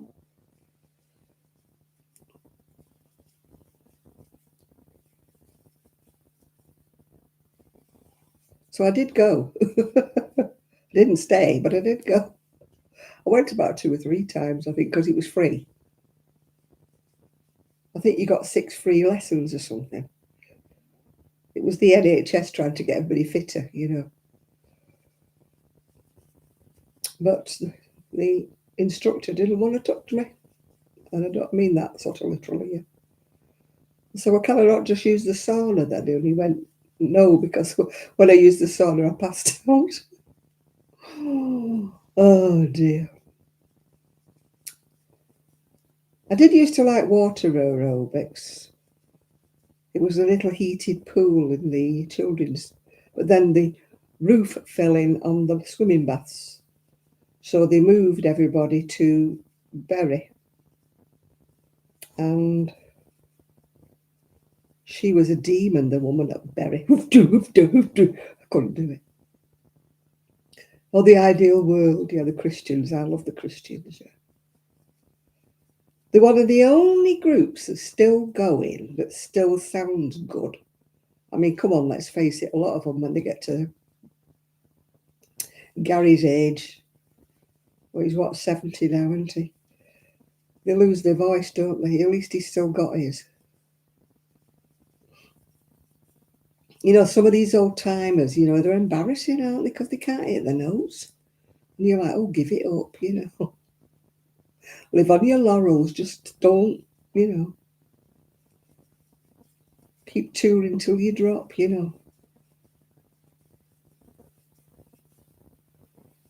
He wants to see like geriatrics, 80-year-old dancing about on the stage looking like the 20.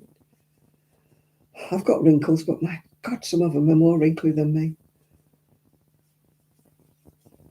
I've not heard him on Jovi, whether he's okay or not, I don't know. Some of them are still okay, some of them can still hit the notes. But then you get some, they can't hit a note carry a tune in a bucket, can they, Last time I heard Rod Stewart, he was chronic.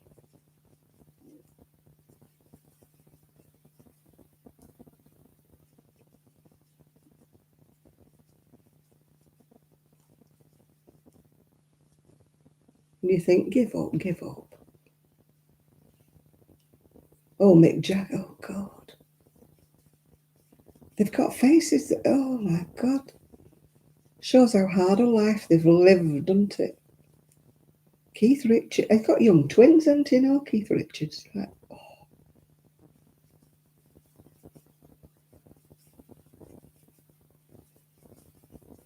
You think they would have had a Botox or something. Oh dear. They've lived a hard life, haven't they?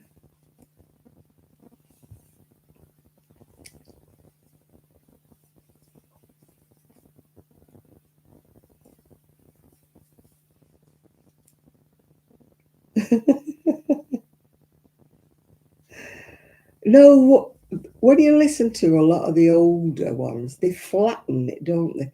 They take out the high notes, they take out the low notes, and they kind of sing it all on one note because they haven't got the range anymore. I'm living in a box, I'm living in a cardboard box.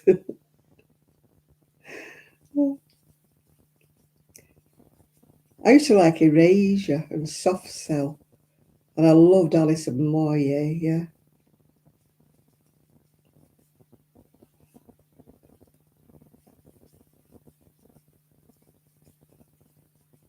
I've still got all the old CD things, from Erasure and that. Yeah, sex, drugs, rock and roll. They should be so lucky, yeah. I don't mind the rock and roll and maybe an odd bit of sex depending on who it was, but the drugs, nah. Yeah, I like Erasure. Well, I should say I liked how they used to be. Somebody died yesterday, was it? They used to be in one of these duos. I'm trying to think who it was. And I looked at him when he was like in the 60s and he was absolutely gorgeous. And this big, fat bloke. And I'm like, he wasn't in a pop group. And he was only about 60 something. Can't think what group he was in. Oh yeah, Boy George, yeah. He's a character, isn't he, Boy George? You've got to like him. you know. I'm trying to think who that group was who's just died. Oh, Morton Hackett, yeah. He was really good looking, wasn't he? Whoa.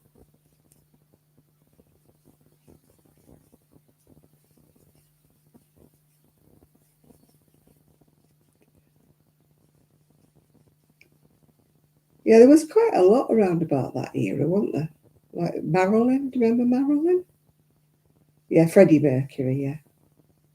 His vocal range was absolutely tremendous, wasn't it?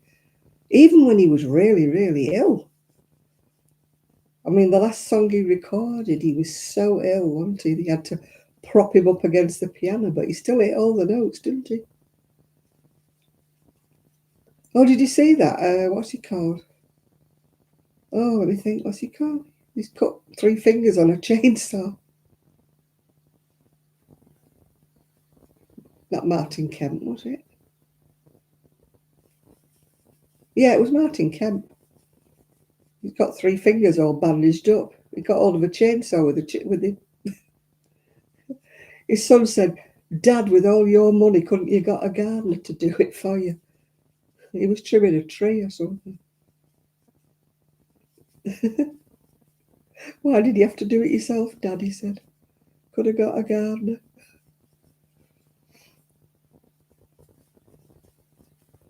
Yeah, what was it? The show must go on. Was it? That was the last one he recorded, wasn't it? I think.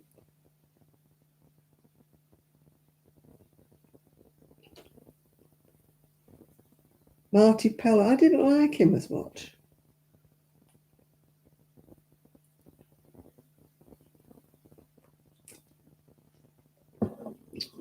No, some of them were really good looking, weren't they?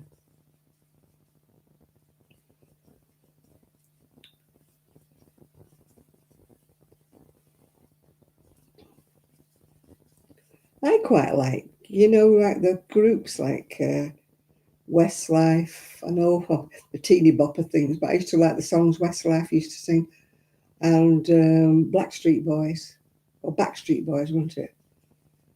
The Boys to Men. And of course, I liked all the reggae, didn't I? Shaggy, Shabba.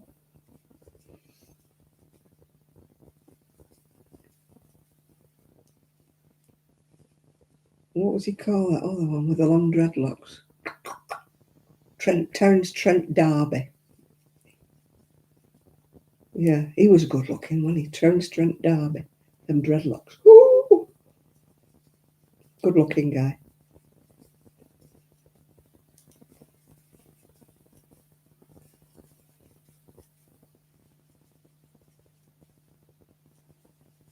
Ziggy Marley. Loved his music. I've got loads of reggae. I've got absolutely shed loads of CDs with the reggae. Yeah, Terence Trent D'Arby. He was gorgeous, wasn't he? I don't know what he's like now, but he was gorgeous. And I used to like Cat Stevens as well. He's not called that anymore now.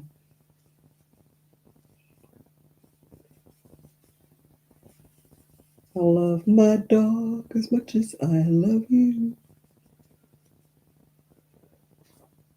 Shed loads, yeah. I'm an Oldham girl, actually. I told him Oldham. I know I lived in Manchester, but I wasn't born and bred in Manchester. I told him Oldham where all the best comedians come from. Oldham. We had lots of them come from there. Lots of people from Coronation Street came from Oldham as well. I don't watch Corrie, but I used to. Yeah, and Corrie was, you know, worth watching.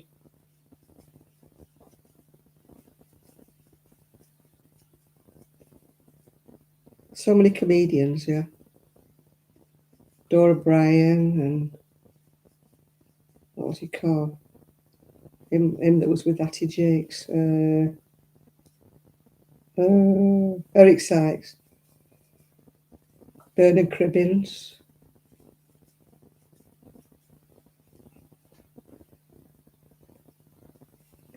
They all come from Oldham. I told them Oldham.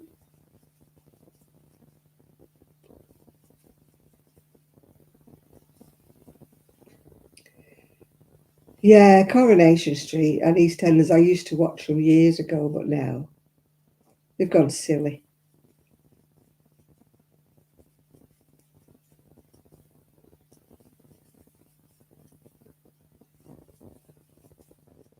Oh, the two Ronnies, yeah. Seal, yeah. He's a lovely voice, Seal. He went a bit weird, but he's got a nice voice. I don't know why singers have to get weird and go like political and stuff like that. Why don't they just sing, just be a singer or be an actress or what? When they have to start spouting off political stuff and that. And you're like, oh, stay in your cage, just stay with what you're good at. You're not a politician. Just stay as you are.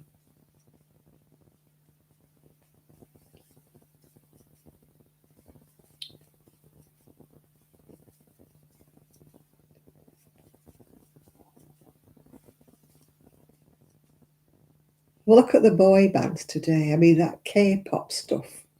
All these little, you can't tell whether they're a boy or a girl, can you? You know.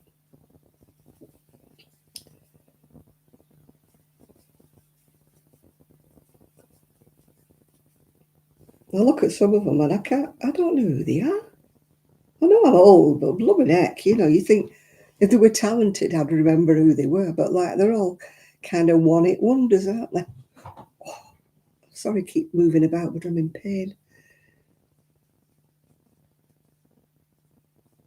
You know, I see them on, you know, I hear people talking about them, and I'm like, who's that? Who are they?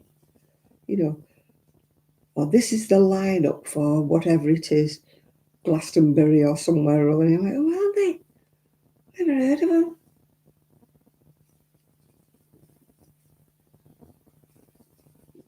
They're all a bit strange.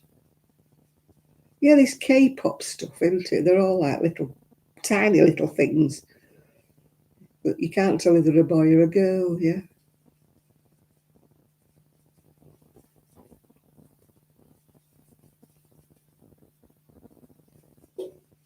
I'm not into that at all.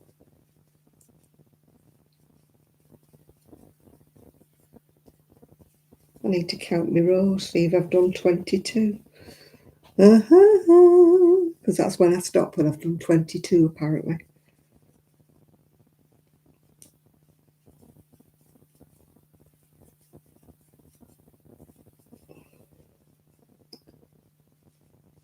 Oh, I've not heard of that, Johnny Hates Jazz. No, that one's gone by me, that one.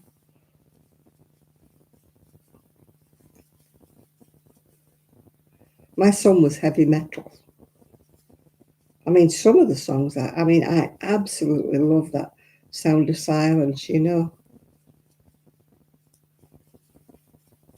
with that, what's he called? He has a right gravelly voice. Oh,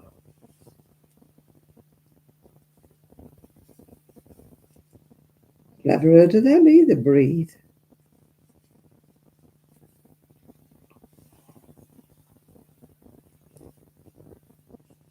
Just trying to think who it was that does the Sound of Silence. He's a rock man, but he's got a voice like, ah. Tell you what, it's a wonder he don't hurt his voice singing like that. My goodness, what a voice. I've never even heard of that, Dottie.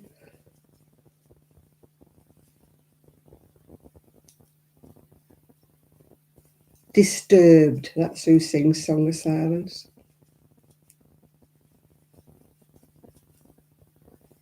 Most of the other stuff, uh, you know, by heavy metal, I don't like. Some of the things I like, I used to like a bit of Def Leppard.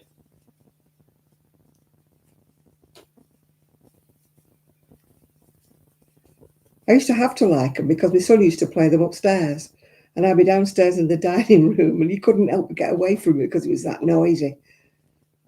He used to put it on dead loud because he was a little bit deaf. He used to put it on dead loud and go and have a bath. I used to think, oh my God, I've never even heard of these, Dottie. Where are you dragging these from?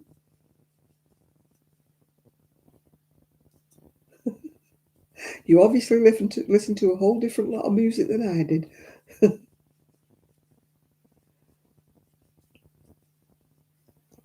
Never heard of them, Dottie. Absolutely never heard of them. Anybody else heard of these songs that Dottie's dragging up? I don't think they were hit parade ones, were they? Don't think they ever got in the charts, love.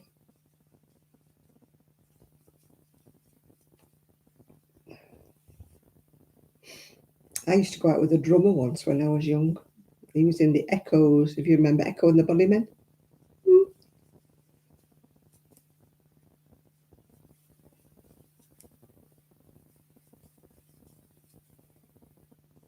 Yeah, he was the drummer.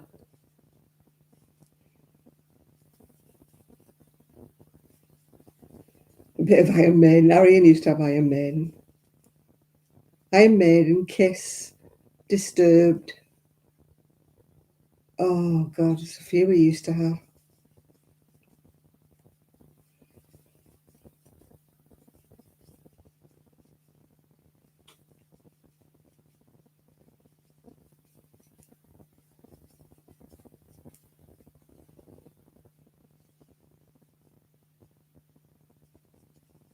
I have very sort of eclectic taste in music. I can go from almost opera, which is Il Divo, down to reggae, which is never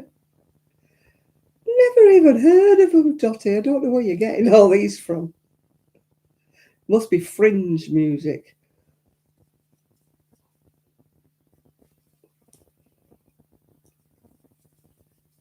They're not exactly top of the pops, are they?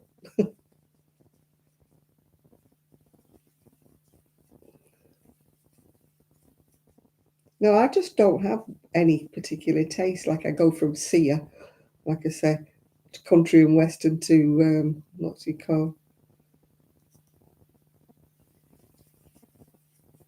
Dottie, I don't know where you're getting these from, but I've never heard of any of them, love.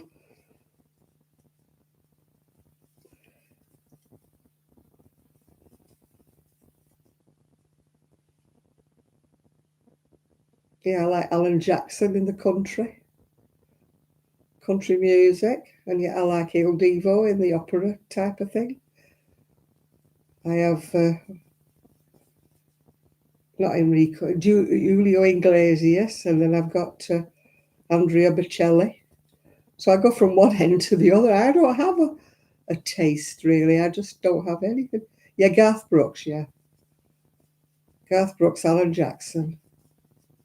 I've heard of Jethro Tull. I have heard of that one. You're right there. The others you're telling me about, never heard of them.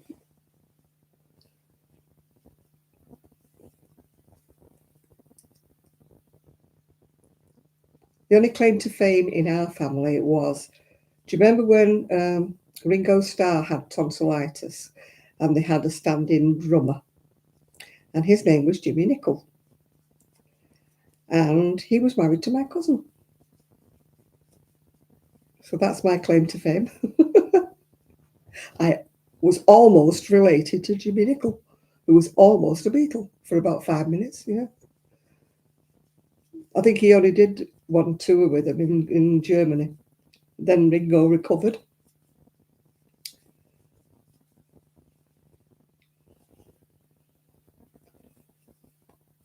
My cousin divorced him.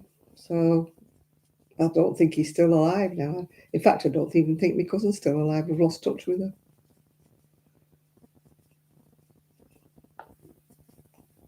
I keep trying to find out from my son, but he doesn't answer my emails. I'm not bothered about who he's, people were mithering him about his dad, like, was he alive, was he dead, and all that jazz. I don't want to know about his dad. I just want to know if my cousin's still alive. Our Pat, because she'll be in her 80s now. Well, in her 80s, if she's still alive, yeah. Because she was older than me.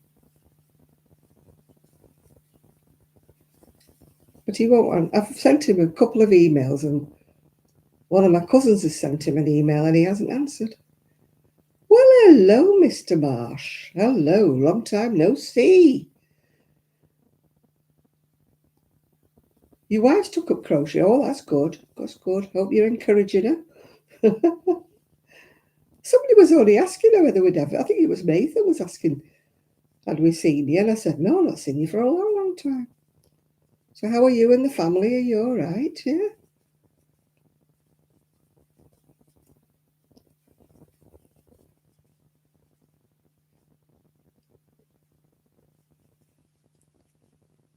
Dottie is telling us all these people that we've never heard of. I don't know whether you already helped us, whether you've ever heard of any of these groups she keeps trotting out, but I'm sadly afraid that they've gone past my head. Either I'm too young or I'm too old, yeah. Colours of orange and then face to the blue and the purple. Oh, I have no patience for blankets.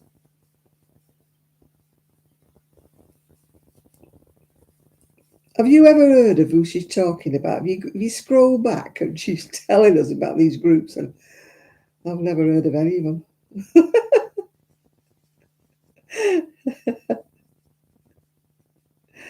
Oh dear. Denise is making Dear Designs is making a spooky blanket.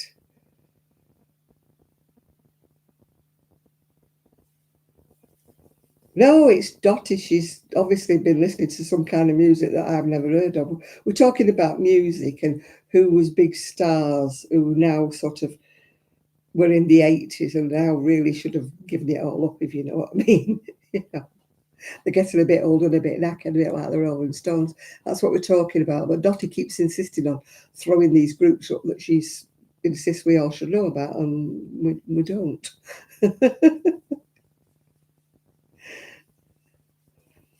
Oh, I wish I could make it to the front page. I said earlier before I want to be an overnight sensation, but I think I've left it a bit late. I want to be a YouTube superstar. Oh dear. But as soon as I can't get past 7,500 subscribers, I've been 7,500 subscribers for the last 5 years. They never go up. They don't go down, but they never go up. These people who keep saying, oh, I've got 15,000 subscribers. Oh, I am lucky. I've got another 1,000 subscribers. And I'm like, I've had one.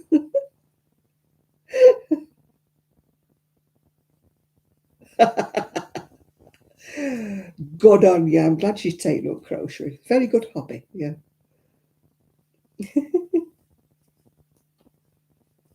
250. Oh, God. Now, Denise in Dear Designs is doing a Halloween themed blanket. I don't know whether you've seen it, anybody that's on here. It's all like yellows and oranges, and she's got more patience than I have. I can't do blankets. I really can't. My friend at Knit Club's done a couple of those, what do they call it, mosaic crochet, where you have to look at it from a distance to see that it's a cat or something. You know, you have to, because it's ridges. If you look at it straight on, you can't tell what it is, but you have to look at it from a distance. I think it's called mosaic crochet. I have no patience for a blanket.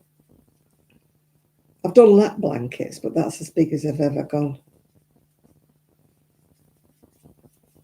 I'm a garment person. I'll hold my hand up, I make garments. I need to count my rows. I might have done. I don't think I've done too many, but I might have.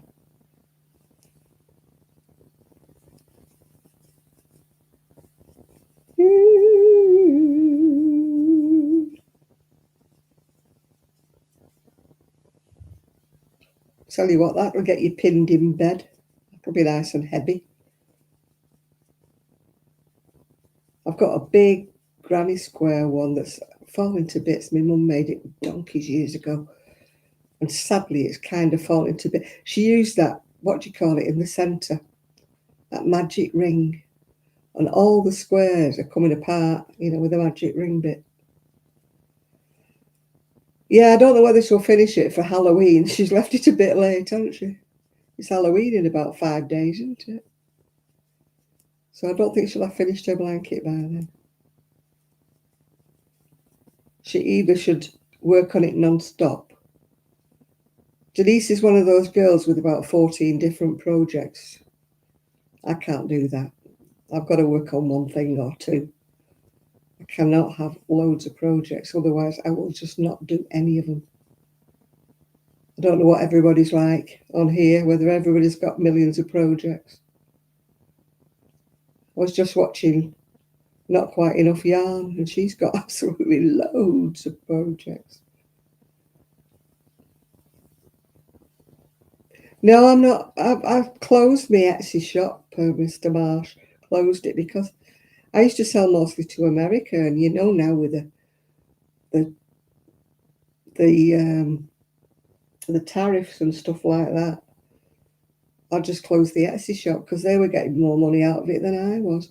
So at the moment, no, I'm not selling anything. The only place you'll see my pictures is probably on my Facebook page. 1, 2, 3, 4, 5, 6, 7, 8, 9, 10, 11, 12, 13, 14, 15, 16, 17, 18, 19, 20, 21. Now that was a good guess. I've got one more to do. 22. I said I was getting near, didn't I? Yeah, sadly I closed it. As I say, I got annoyed because the last thing I sold on there, I sold it for £15 and I got £9 out of it. That's all I got. By the time eBay had took all the commission out of it and God knows what.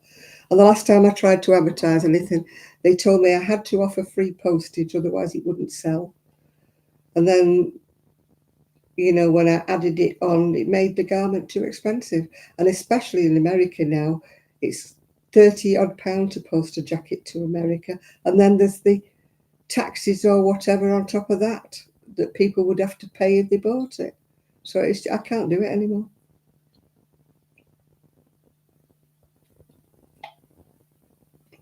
I just cannot do it anymore. I don't know how much the tariff is or the import duty. But I can't compete because I think in America, you can correct me if I'm wrong, you've got these sort of tariff, you know, you put everything in a box and it costs you so much, you know, to sell within America. And I just can't compete. Not when you've got to pay 30 odd quid for postage. A friend of mine who, I don't think it is anymore now. I don't know what's it. I've not updated any of my biographies for such a long time. It's probably well out of date. It probably says I've got an Etsy shop. The Etsy shop's still there actually, but there's nothing in it. Yeah, yeah, the world's gone crackers. Yeah, yes, seal. We were just talking about a seal. Yeah, an Iron Maiden. Yeah. Well, my son was a heavy metal lad, so I sort of had to listen to it, even though I didn't want. But K-pop was ridiculous. I mean, you can't tell if the boys or girls, can you? Is it just me? And so many of them have died from drugs, you know, the K-pop lot. And they say, oh, such a body is died. And I'm like, who are they? Who are they? Don't know them.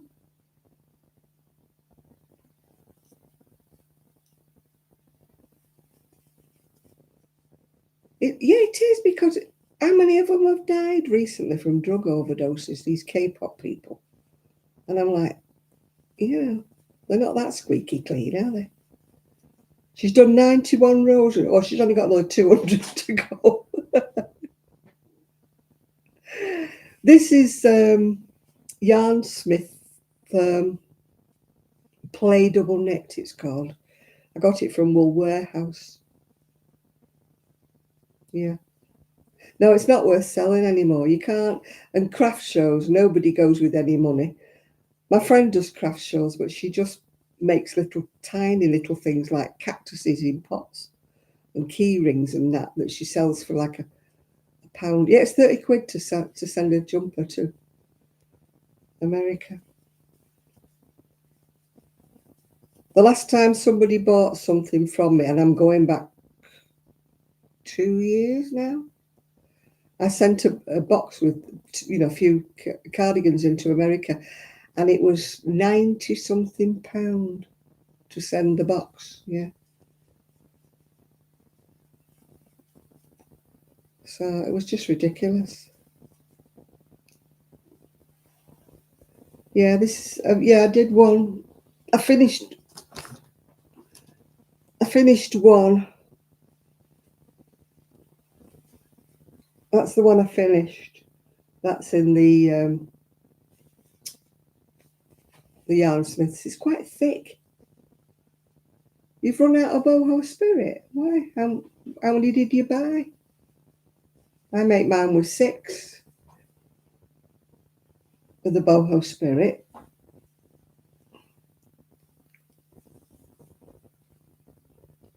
I'm family viewing. Oh, only 3. No wonder I had 6 for mine. My hexie jacket was 6. Mind you, I'm not exactly tiny, am I? You know, I mean, I'm a lot less than I used to be, but I'm still not exactly tiny.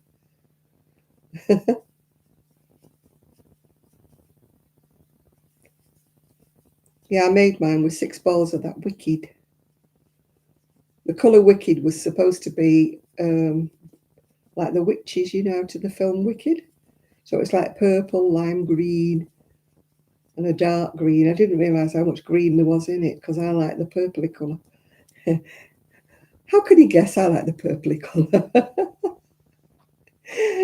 A lady at Knit Club said, "Oh, when you finish that, I'll have it." And I went, "No, you won't." I said, "It's purple. You can have a different colour, but you're not having a purple one." It is a little bit fluffy, yeah, boho spirit.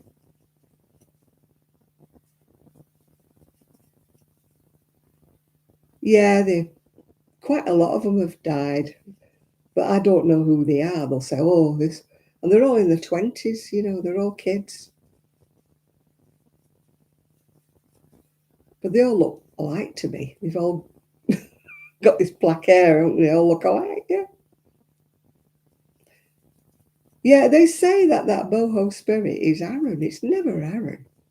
It takes it all its time to be a double knit, but yet they advertise it as an Aran.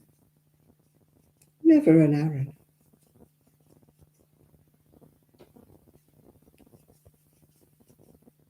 What I don't like about this variegated yarn like that is when they do a knot and they don't carry on the colour sequence. The knot, you know, you finish you crocheting purples and then it goes to another colour. It's right out of the colour range. I mean, on these it doesn't really show. But if you were knitting. But the worst I ever had for knots is that really expensive yarn. Oh, what's it called? Something silk garden or something. Very, very expensive. And somebody didn't give it me. They asked me to crochet something for them and they gave me the wool that they'd bought. And it was full of bits of twig and woody bits. I was pulling twigs out of it. Something silk and garden. It's about £8 a ball or something. It's really ridiculous. I bought a book, crochet book. I mean, absolutely beautiful colours. Oh, gorgeous, gorgeous. It's like the upmarket version of boho spirit. Oh, you're off to bed, are you? Okie dokie. Well, I hope your mum comes out. Let us all know, won't you, if your mum comes out. I know that your dad won't be much different, but, you know, your mum might be home soon. So put a note on so we can all know if she's home.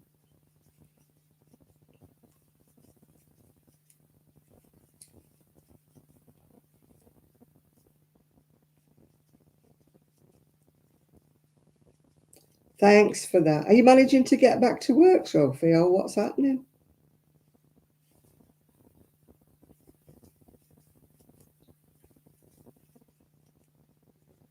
It's not easy, is it? Because you've not been long in your job, have you? Oh, yeah, Mum had a stroke, Mr. Marsh, and her dad's got dementia. So she's having a bit of a rough time. Hello, Marina. I can't pronounce your last name, sorry. You're back in work on Monday. Oh, good luck with that, love. Yeah. You know, if you'd have been there years, it's a bit different, isn't it? But when you've only just started, it's a bit awkward, isn't it, asking for time off?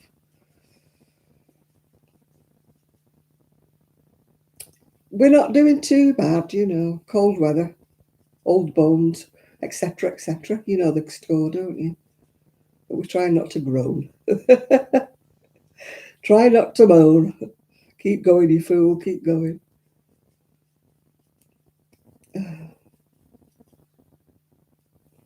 Oh, please, don't tell me things like that when it's quite hot. I get people in America coming on saying, oh, it's too hot. And I'm thinking, it's too cold. I'd rather be too hot than too cold.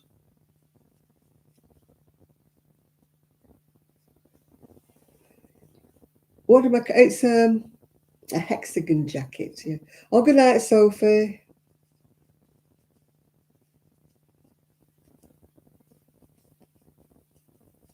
It's a hexagon jacket. I'm crocheting. The world and his dogs made hexy jackets. Well, they're dead easy to do when you're talking, and you don't have to think because you don't really need a pattern. You know, you just go round and round.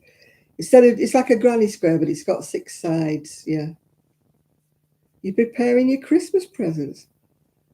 Oh, well, Linda that comes on here, she was going out buying them today, and I'm like, I haven't even thought about Christmas.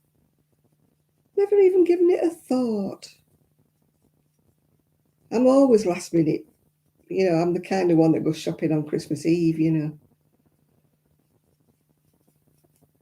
I used to have one friend, she'd start like after Christmas, she'd start buying for the next Christmas, yeah. I've not done one in chunky, I don't think, have I? No, I don't think so. I did that one behind me in mohair. That purpley one behind me. Oh God, somewhere. Where is it? That one. I did. That's a hexie. Said she, trying to demolish it from the back of the chair.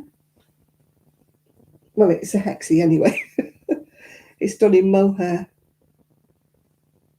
Well, it's got mohair in it. Purple one. You might know it was purple, wouldn't you? I have to branch away sometimes from purple. Then I choose red if I have to break away. The shawl's still on the back of the chair. This chair's got so much on the back of it, it's a wonder it doesn't fall over.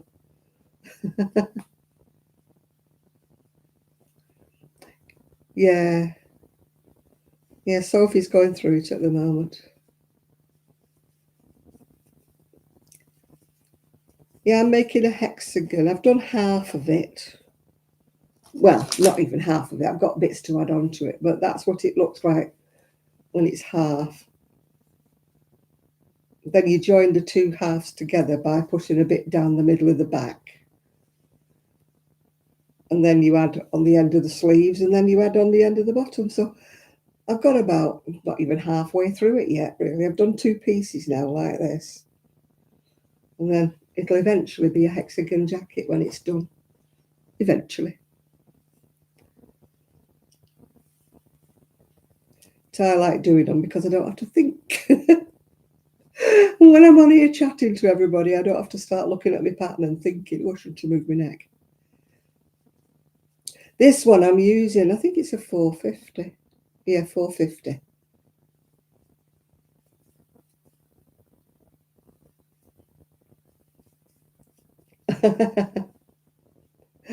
Oh, well, it's lovely to see you anyway. 11th birthday. Yeah. Well, I've moved since you saw me last. I live on my own now. I live in Cleveland now. I don't know where I was living when you came on last. Was I Prestwich? Was I Fleetwood? I don't know where I was. Anyway, I'm in Cleveland now. Yeah, I'm not doing bad. I'm 80 next month, Mr. Marsh. 80. Octogenarian. Not oxygenarian. Octogenarian, that's the word. Woohoo! Never thought I'd ever be 80 when I was young. Ooh. I always thought people that age had one foot in the grave. It's amazing how our concept of old age has changed, hasn't it? You know, at one time, middle age was like people 40s and 50s, but now middle age, you sort of people 60 and 70, which is ridiculous because nobody lives to 120, do they? Well, I don't think so anyway. Odd one might do, but not many. But finally having to say you've reached old age, it's like, oh, really? My body's falling apart, but my mind still thinks I'm 21. Well, not 21. Probably about 40. My brain thinks, oh, this bit of air. Yeah. Oh, I don't know about that, Dottie. I have my days. If I go down, like I get cold and everything like I did on Thursday, it takes me 2 days to get over it now. Whereas at one time, you'd have just bounced back, you know. You've got to realise your limitations, and it's taken me a long time to admit my limitations, you know. I still, in my mind, think I can do this, that, and the other, and, you know, my brain says, "Oh, go do it, Janet," and then my body says, "Don't think about it." Who do you think you're fooling? You're just not going to do it, are you? But I lie in bed plotting, you know, in the morning. So lie in bed thinking what I'm going to do for the day. Oh, and I'm going to do this, and I'm going to do that, and I'm going to do the other. And then I crawl out of bed and stagger and make me breakfast and think, no, maybe tomorrow. But as they say, tomorrow never comes. And that's the problem. It's like my knitting machine, my doll's house. Tomorrow never comes for them. Organising my crocheting books. I've still not organised the garage, have I? You know.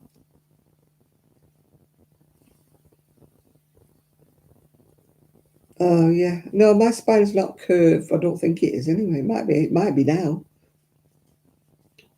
It's just a bit broken, my spine. And then I need new hips and I need a new knee. But apart from that, I'm all right. And a new neck. If they did spare parts, I'd have like a shopping list. Oh dear. A shopping list of spare parts is what I need, Mr. Marsh. A new neck, a new back, new hips. But I'm a wimp, I won't even go. I turned down the operation for a new hip about 6-8 years ago, yeah. Yeah, no, as far as I know, my spine's not curved. As far as I know, it's all straight. It's just, it's just no good. I'm taking after my mother. My niece is suffering now, and yet her osteopath said it's not hereditary. But it's very funny that, you know, my mum, my dad, me, my brother, and my son have all got problems, you know, and yet her osteopath said it's not hereditary. I once asked somebody, was it hereditary? And he said, no, it's not hereditary, but it runs in families. And I'm like, can you just explain that to me? Not hereditary, but it runs in families. Perhaps we have a genetic, what's it, disposition? Or not disposition. Genetic, whatever. What do we call it? Not preposition, something like that. Anyway, in other words, we might get it, yeah. Predisposed. What word am I thinking of? Come on, somebody who's good with words, tell me what I mean. Because obviously my English has deserted me tonight. Predisposition, I think that's what I mean.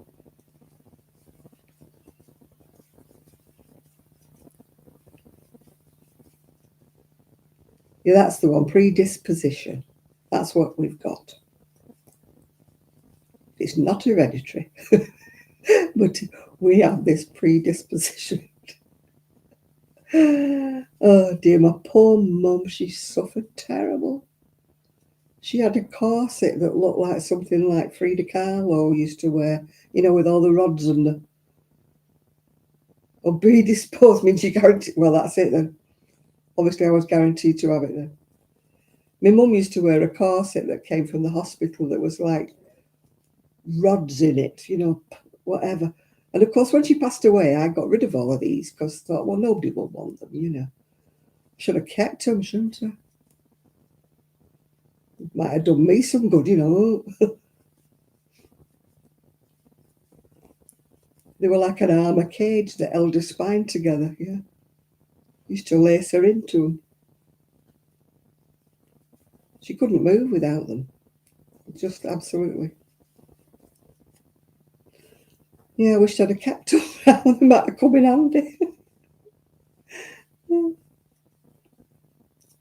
They don't believe in it now. They believe in you doing exercises to keep, you know, to do your core strength. They gave up with me because I couldn't do the exercises.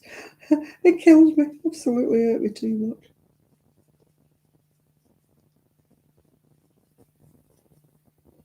Before I was this bad, before I had my operation, I actually took up belly dancing because I thought, well, I'll strengthen my core, you know, because it's actually not your spine that holds you up. It's kind of like the muscle to either side of your spine that holds you up. So I thought, oh, if I improve my core strength, then maybe, you know, I won't be in so much pain. But it didn't work. I loved doing the belly dancing, don't get me wrong. I absolutely adored it. But it just didn't like me. And then, of course, I had to have the operation and end of belly dancing.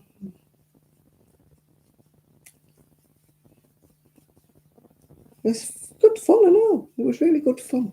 If you're well enough to do it, it's good fun.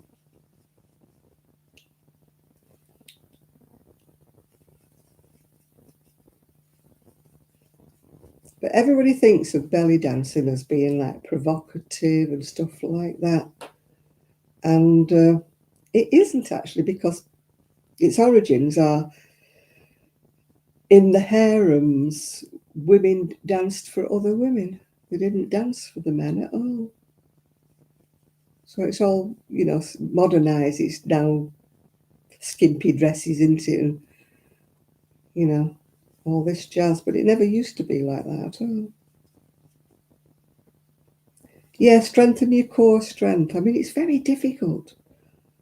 I mean, like I say, like Sophie said, you know, go to the gym, but the gym instructor said he couldn't do anything. He was scared to give me any exercises to do because he was frightened of me doing more damage to myself. And, you know, the time I told him what I'd had done and, you know, my operations and stuff, he was like, you know, really.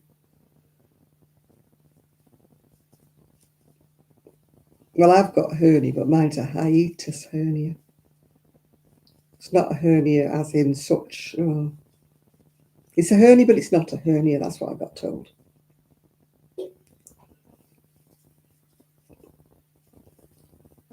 So I've got a hernia that isn't a hernia.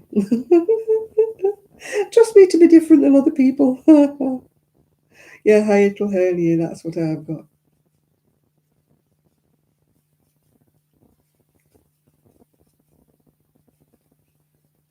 Hiatal hernia and IBS. Oh, anything else? What have I not got?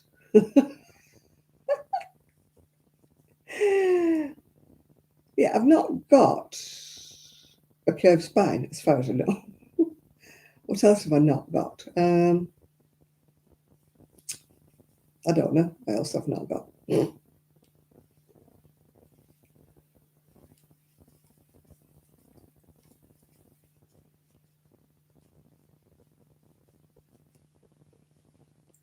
Yeah, I think that's what happened when I turned about 60. I think they said, right, we'll give her everything now. She's retired.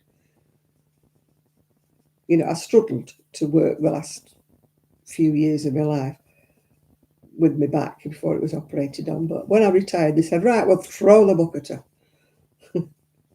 She's at home now because she can have it all. Yeah, give it all. Give it her all.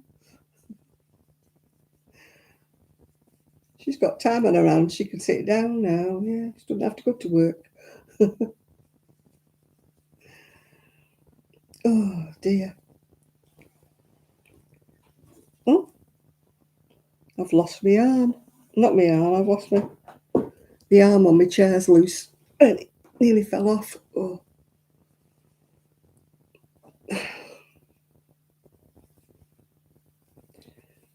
Beep, beep, beep, beep, beep. Oh, dearie me. It's only me from over the sea, Barnacle Bill the sailor. Don't know where that came from. It just popped into my head, as things do.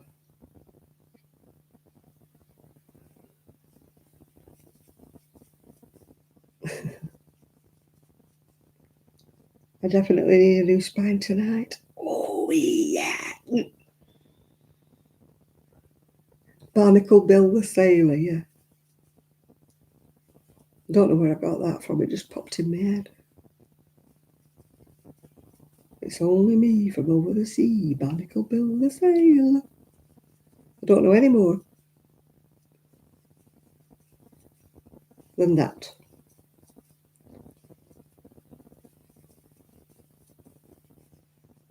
Ooh, I've got a tear. Oh, fries, Turkish delight. I've not had one of them for ages.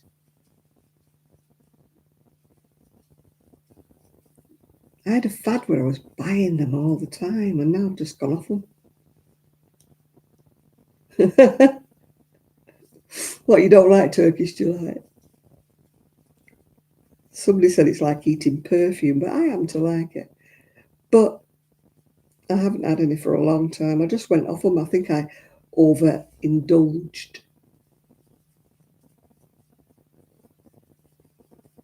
I used to absolutely love it, but I just kind of don't.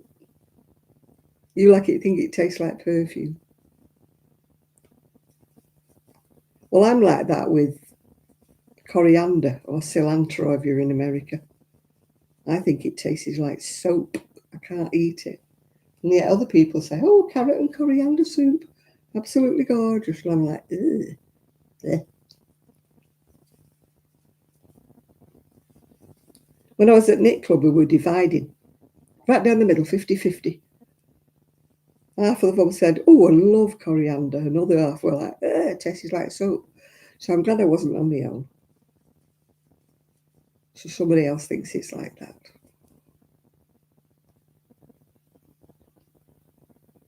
Cold curry sauce. Oh, I can't even think about curry.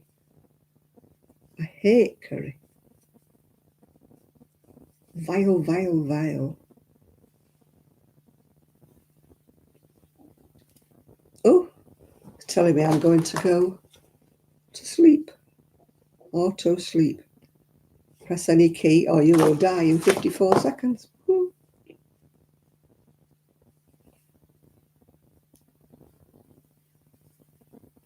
Yeah, I hate coriander. Absolutely. My son used to use a lot of herbs, in cooking, and no.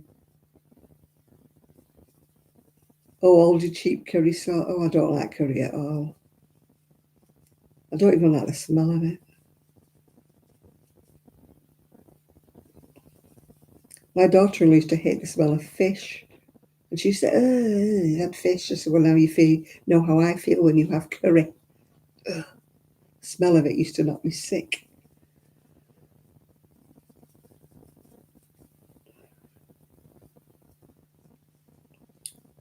Every time the house next door to me when I was in Prestwich was up for rent, I used to think, please don't anybody who likes curry who's going to cook curry, and the smell of it will come through my wall. Yeah.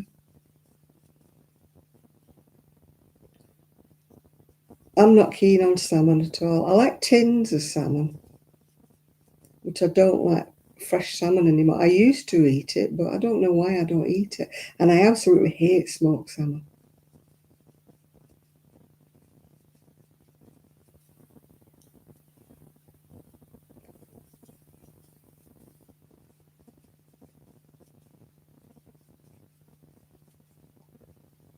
It's one of my least favourite fish. That and smoked fish, smoked haddock, kippers. Ugh, no. And I don't like, you know, when you buy sauces to go into dinners and things, the one that's barbecue. It tastes like burning rubber to me. I know they say your taste buds change as you get older, but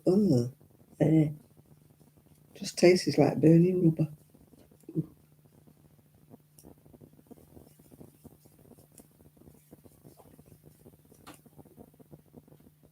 It's really strange, this noise in the house. It sounds for all the world like somebody's in here with me and I know nobody is.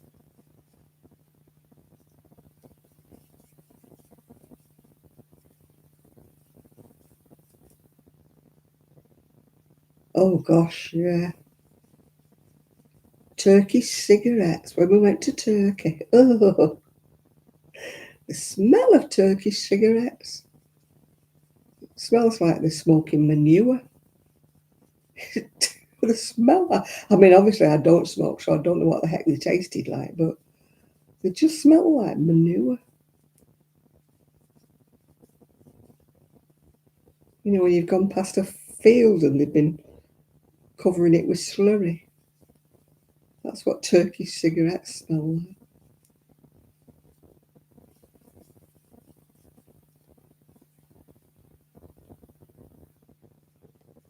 He was probably having a sly fag outside, wasn't he?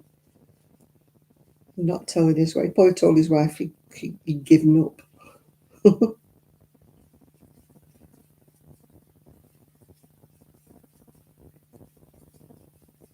My friend's dad used to smoke Capstan full strength. They didn't have a filter on back in the day. I mean, I'm going back when I was a teenager.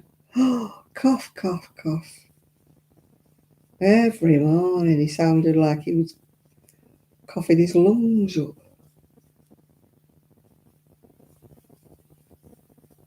And then he'd say, oh, I feel better after my first cigarette. And I'm thinking, huh? Really?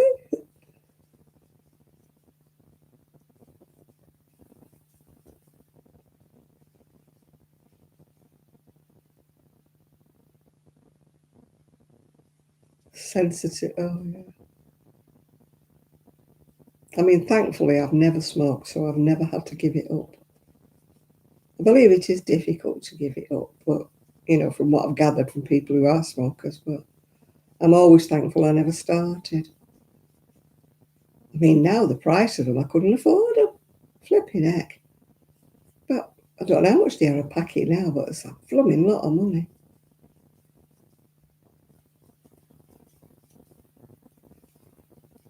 You know, especially if you're on a budget, how do you manage to afford it? They must have to do without an awful lot of things. I mean, last time I was in the foyer at the Sheraton Hotel, I'd gone there for cream tea or something. There was a couple, there were some old people there waiting to go in their rooms upstairs, and they must have had to wait while the rooms were ready for them and stuff. So they were sitting in the foyer, and this woman said to her husband, will you go around the corner to the shop and get me some ciggies? So I think she gave him a £20 note. And then I think she said, I think there'll be enough there. And he went, what? He said, is this how much they cost? And she went, well, yeah. He said, you can give them up right away. I had no idea. He said he was spending so much money on cigarettes. He was absolutely astounded because I think she must have bought her own in the, you know, never told him how much they cost. He was like, I can give it up right now, he said. If that's how much they cost you.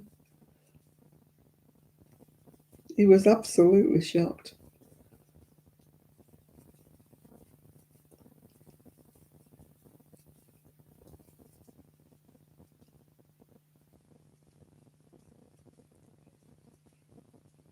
Diddly-doo-doo-doo.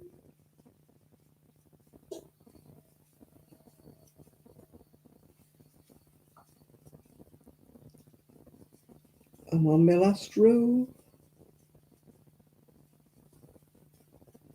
Then I've got the joy tomorrow. Well, I've not got the joy tomorrow trying to make them owls, haven't I? Or maybe those little stockings or something like that. Yes, I did vegetable soup this week. You know, the kind everything but the kitchen sink went in it, yeah.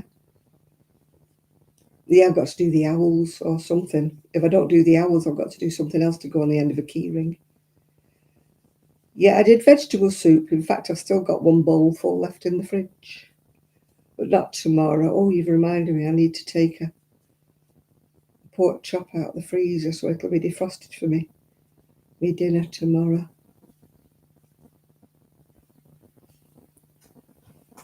All the meat I got from when I went to Morrison's with my niece last week. I haven't. No, I have not. I've been very remiss, very remiss. I haven't done my photos. Right, that's that way, so that's this way. I have to make sure I don't do two right fronts or two left fronts. Right. I shall crochet them together.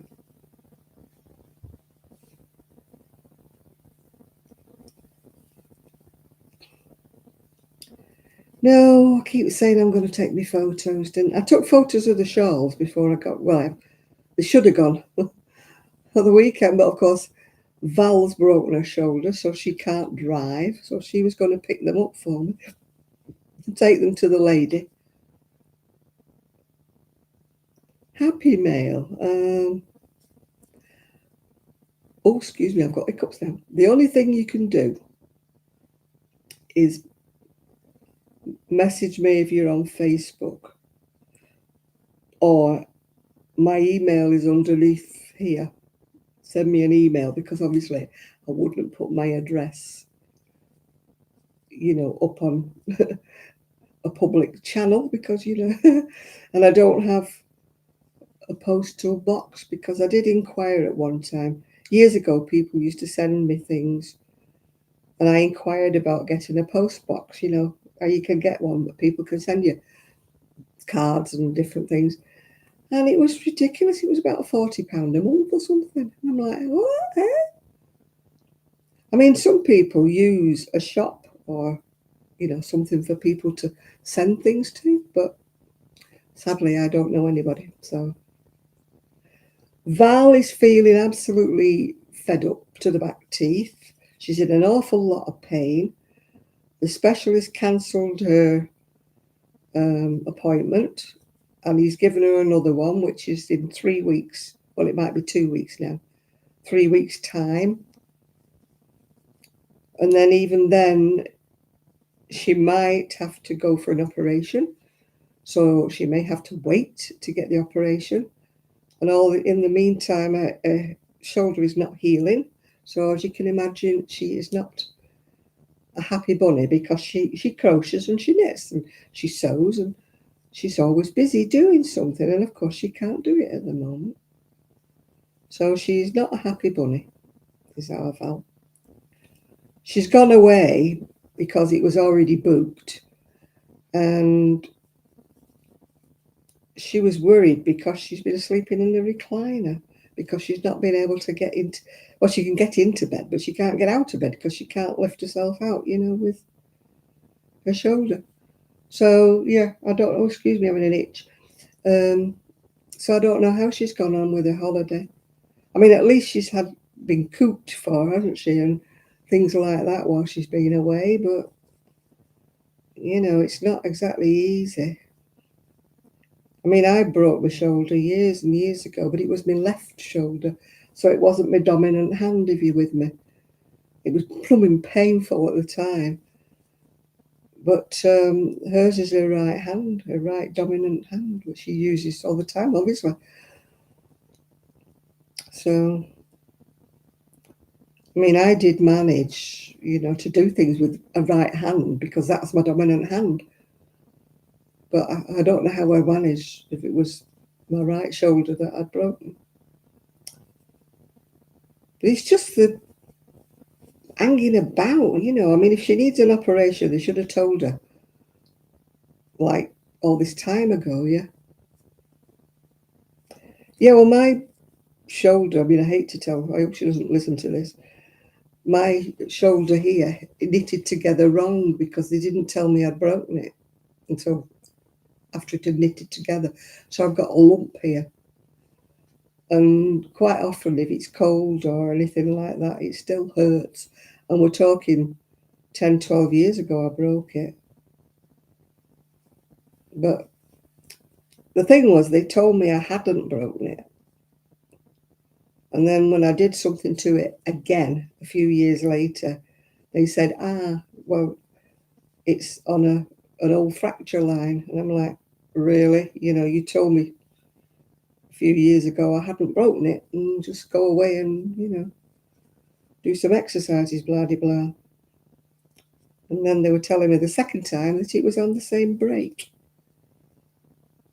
So, you know, how they can misread an x-ray, I don't know. Yeah, if I've been doing a lot of crocheting or something, I know it's my left arm, so it could be worse, it could be the right, yeah. Yeah. But these things sent to try us as we get older, so I put the hot water bottle on it sometimes, you know.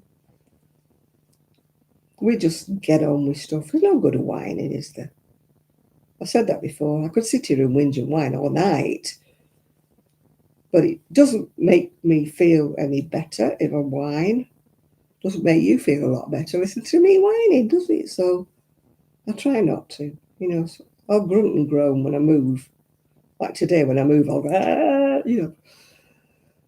But yeah, I tend to go. And my friend said to me one time, "What do you make that noise for?" And I went, "Well, do you want me to scream out loud, or do you want me to go?" She said, "I think I'd rather you go." It's my way of coping, yeah. We all have our ways of coping, don't we? My mum used to groan all the time. And I'm sad to say, I really didn't have a lot of patience with her. I mean, now it's coming home, isn't it? They say you shouldn't, you know, whatever you wish for. I just, you know, used to say to her, don't do that all the time. Stop grunting and groaning and carrying on. And she said, well, you're in this much pain. You'll do it yourself. And I'm thinking, you were right, Mummy. You were right. I shouldn't have been so impatient with you. Oh, dear. Yeah, we never know. It's a good job we don't know, don't you think? It's a good job we don't know what's in future holds for us. You know, if somebody was that clever, I don't mean a clairvoyant that makes it up as they go along. If somebody could really tell you your future, I don't think I would want to know.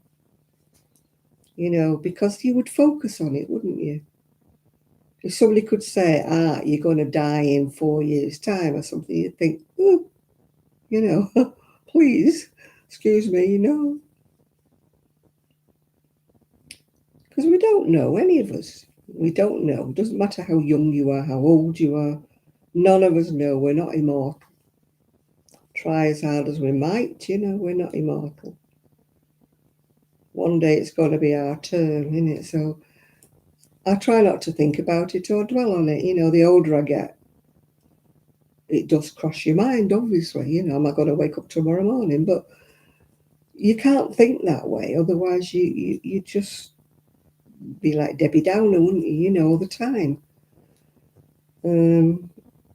You've got to plan for the future. You've got to think, I will get up in the morning. I will be okay tomorrow. You know, it's just the way I deal with things, one day at a time, really. You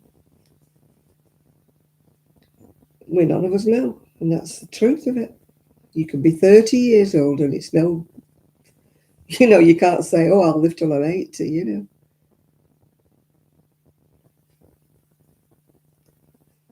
Yeah, I was. Well, I was sporty when I was young, but then I broke my knee when I was 13, and after that, I couldn't really do any sports and stuff. I couldn't do the ballet and couldn't do anything else when I did that with my knee. But yeah, I mean, I did a lot of things when I was younger. Not sporty particularly, but I did. I like to dance. I like to do things. I did, like you said, belly dancing. I did all kinds of things. Never been particularly sporty. My ex-husband he was the sporty one, football, squash, badminton, table tennis, you name it, he played it, yeah. But I was never one for sports much. I think I mentioned before I've got this thing with my eyes is I can't track a ball. So even something innocuous like table tennis, I couldn't, it's like I got a hole in the bat. Yeah, so I've never been really sporty. I did try yoga once upon a time. But every time we got to the relaxation and the looking at the candle, I fell asleep. And I get pokes, Janet is snoring, you know. Obviously the relaxation was relaxing me too much. I used to do a bit of keep fit, but not as in strenuous keep fit. It was more like, I think they used to call it music and movement. You did soft exercising to music. I quite like that, actually. There was nothing too, what's it about it. It was more for the, older ladies than me. I'd be in my 30s when I did that. But most of the class was a lot older than me. I didn't mind. I quite like that. And I quite like water aerobics when we did it. It was a class for elderly people. So the teacher was quite gentle. But then, as I said, the baths, the ceiling fell in on the baths. So they wouldn't rebuild it. They said they were going to pull it down. In fact, they did. And we had to go to Bury. And the lady at Bury was like, up 2, 3, 4, up 2, 3. Oh, God, I couldn't stand it. She was doing water aerobics for the younger generation, not the oldies like us. So we just couldn't keep pace with her. We did complain, but, didn't get us anywhere. Well, this is the way she does the exercises. In other words, like it, lump it, and leave, which most of us did. As I say, I used to like the soft water aerobics because I've crocheted across the top of it because I can't be bothered sewing it together. Yeah, most of us liked, the soft kind of exercises that we did, yeah. They did it at the baths here, and I did sort of think about joining it when, I lived in Fleetwood, but now it would be much too far. But when I found out that the classes were like about 9 o'clock in the morning, I'm like, no, I don't do early morning. Because it would have took me, I'd have had to leave the house like about 8 o'clock to get there, to get washed and changed, well, not washed, but, changed into my swimsuit and stuff for 9 o'clock. I thought, nah, I shall give it a miss. Yeah. It's something I haven't done. And swimming, no. I have trouble with my shoulders when I go swimming.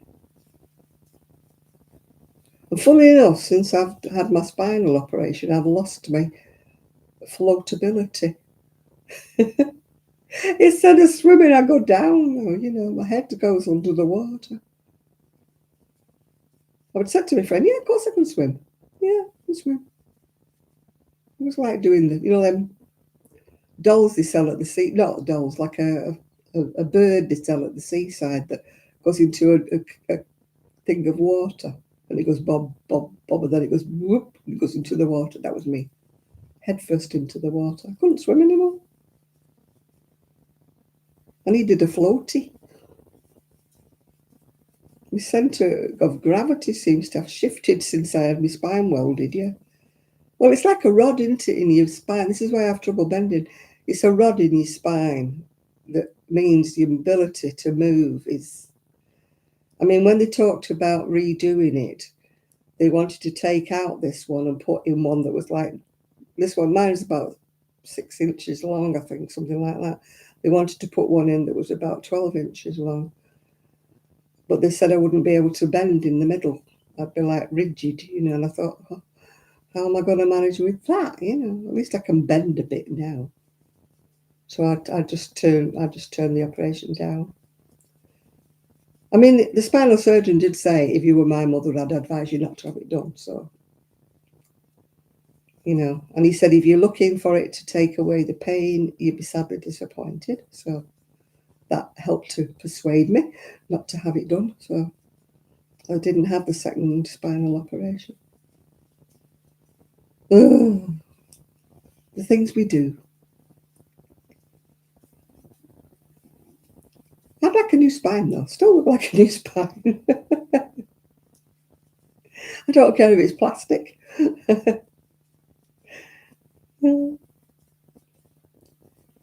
When your spine wears out, there's not a whole lot you can do. Except whinge. Whinge and warm your heat pads. I found my mum's heat pad, the one that plugs in. Yay, me. I haven't plugged it in yet, but I found it. I thought I'd lost it. Because after I'd moved from Fleetwood to here, I couldn't find it. Anyway, I found it in the last place I'd looked. I thought I'd looked there and it wasn't there. But then the last place I looked, it was there. I think it was hiding. Do you ever look in drawers and you can't find something? And then you look all over the place. And then you go back to the first drawer that you looked in and it's there. And you think, why did I not find it when I looked at it the first time? Why wasn't it there when I looked in? Strange that, isn't it? Yeah. Right, how many down from the top? I've got to do this. Right, the corner, then it's 1, 2, 3, 4. Corner, 1, 2, 3, 4. So I've got another 2 to do. Have to have the fronts to match, don't we? Otherwise it would be a bit odd.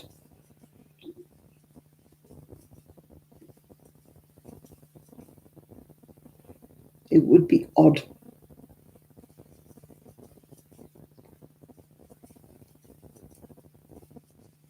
Have you started watching Come Dancing, Nathan? Is it on yet?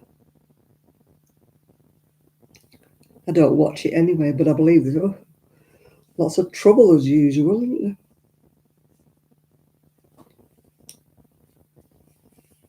I wonder if they'll carry on with it because there's been such a lot of controversy, hasn't there? And then the people who are hosting have given it up, haven't they?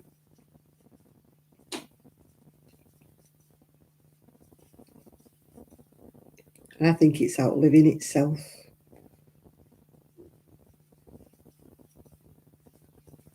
You know, I think it's run its course. Does anybody else think that if you watch it? I don't watch it, but I think it's outlived itself.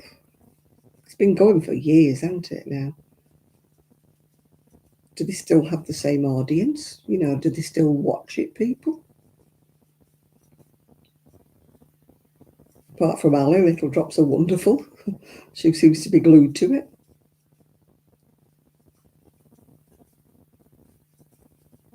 I've never watched it. Oh, yeah. When I used to go to my sister-in-law's, you know, at Christmas,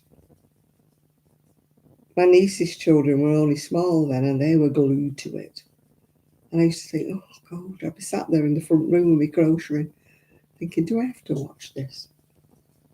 And they'd be spellbound watching it. Mind, they were only tiny. I don't think they watch it now. I think they're into sports now. They've grown up.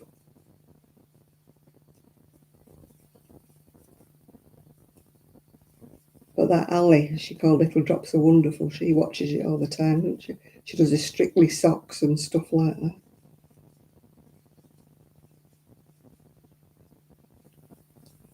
Strictly Come Dancing whether anybody still watches it or not.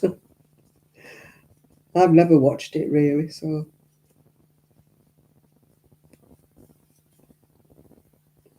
I thought Nathan watched it. I don't know why I thought Nathan watched it, but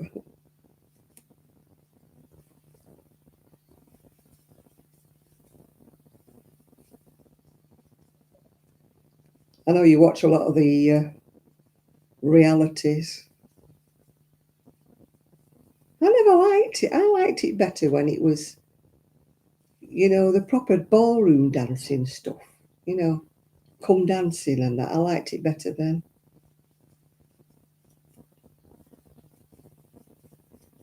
Before it was celebrities, yeah. I don't watch Gogglebox. I must be the only people who don't watch Gogglebox. It's not that I don't watch Gogglebox, it's just that I don't watch the programs that they've been watching for the Gogglebox. So it's all like who they're talking about, what they're talking about. Because I don't watch the programs, I don't know who they're talking about.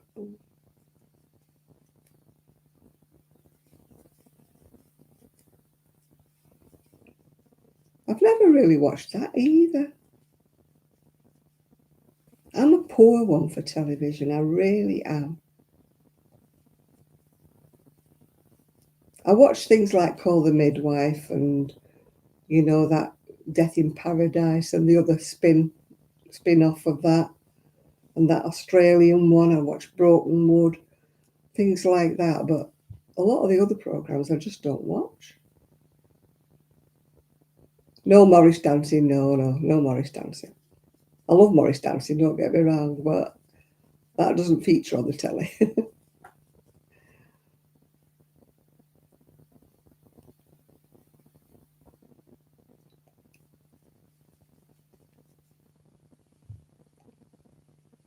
Doodly doo doo doo. I'm hungry. What did I have for my tea? Oh, I know, I had a ready dinner because I'd forgotten to defrost something. So it wasn't very much and I'm hungry. I must pull out a chop. I've got some pork chops. I'll pull one of those out the freezer before I go to bed. And then it'll be defrosted by morning. Yeah, I love watching Morris dancers, yeah. Lovely tradition.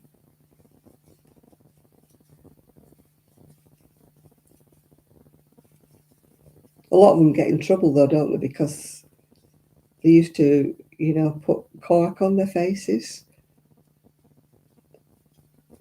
And it wasn't an attempt like to, mimic anybody. It was just the tradition. But yeah, it's viewed as a little bit non-PC now to do that sort of thing. So I don't think they can do it anymore. It's a bit like the black and white minstrels, isn't it? We can't do that anymore.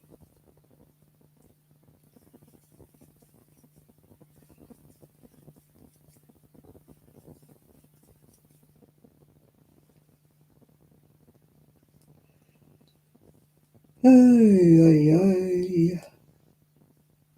Oh, it's the witching hour.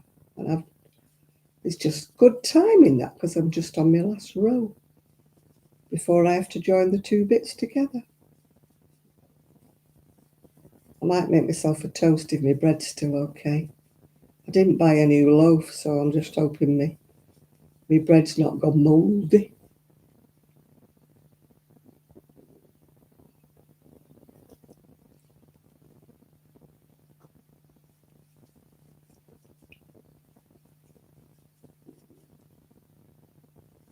You've got crumpets. No, I've got bread, but it's been in there a week. It's probably going to be mouldy when I open it up. I'll have to go to the non-corner shop to get another loaf tomorrow if it's not raining. I've got some things in the freezer. What we call them, like muffin things in the freezer. If the bread's gone mouldy. But I can go to the shop if it's not. It's only just 2 blocks up the road. It won't hurt me to go out. Well, it will if it's raining. I walk with my walker. It might take me ages, but I do walk with my walker. Go in the shop, and the aisles are so narrow because it's only a little shop. So I knock everything off with my wheeler, my walker. They love me in there. Nobody can get past me because the aisles are so small. They adore me when I go in with my walker. Not my fault. I can't help it. It's either that or I fall over. You know, what do they want? Right, I've done that bit. I've done that bit now. So I have done another video today. I did one earlier on. If you want to look at what's in Simply Crochet, Simply Crochet, if you have a look at that, give me a thumbs up, please. You know, I'd like to get another payment off Google before Christmas. I only get 2 a year, so I would like to get something. You have to get to £60 before they pay you, and it takes me that long to get to £60. You know, other people get it in a month, don't they? Not me, no. It takes me about 6 months to get to £60. Yeah, I could retire, couldn't I? £10 a month. It's like me 25p extra I'm going to get a week when I'm 80. Don't spend it all at once. Won't even buy you a cup of tea. Not that I drink tea. I need Happy Mail. Yeah, I do need Happy Mail. If it's only a card. You can send me virtual ones when it's my birthday, can't you? Yeah. If you ever want to know my address, email me. It's underneath here. Then I can give you my address. But obviously I don't put it out, you know, anywhere, because you get weirdos, don't you? I mean, I watched Kate, the homely house, as she called. Somebody realised, well, a few people have realised where she lives. Knock on her door. How scary is that? I mean, they are probably lovely subscribers and they're probably nice people. But it's still scary when somebody actually knocks on your front door and you're not expecting them, isn't it? You know? That would be a bit scary. Weird.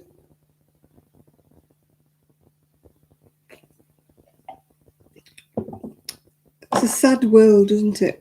When you have to think about weirdos on knocking on your door, yeah. No, you can be anonymous, Dottie. I mean, nobody actually knows where I actually live unless they know me.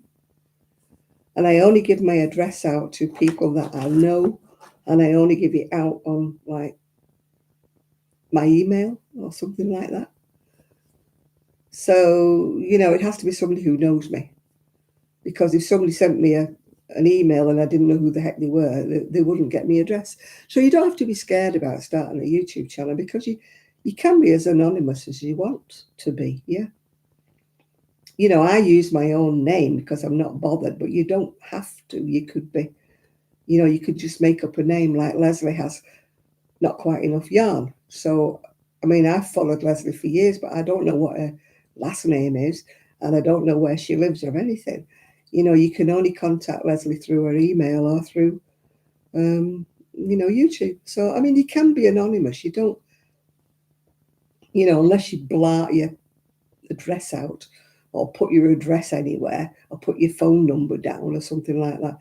Because my phone number is private on Facebook. You know, you put it on for their reasons, but you can say you want it private. So my phone number isn't on for anybody to get in touch with me. Because you get enough spam, don't you? Enough scams and stuff like that without, you know, that. Yeah, so, you know, you don't have to worry, Dottie. You know, you can be just as privately. You can give yourself a name like Dottie Loves Crochet or something like that. You don't have to put who you are. You don't have to put your real name. I mean, I mean, Sheila will say her name, but I mean, that's up to her to say it, isn't it? She just has Sheila's bit and crochet, doesn't she? Um, no, he didn't. No, he didn't worry at all. No, because he knew that I wouldn't give our address out, because he lived with me when I first started my YouTube. He lived with me at home. So I think I had less worries because I had my son living with me. I had less worries about starting one because I knew that he'd be there kind of to protect me or whatever. But you realise you are fairly anonymous when you're on here, unless you tell people where you live exactly. I mean, like I say, I live in Cleveland, but it's a big place. It's a big, big place. There's how many thousand people living in Cleveland, and, there's no phone books anymore. People can't look you up, And if they look you up on Google, it doesn't say your address,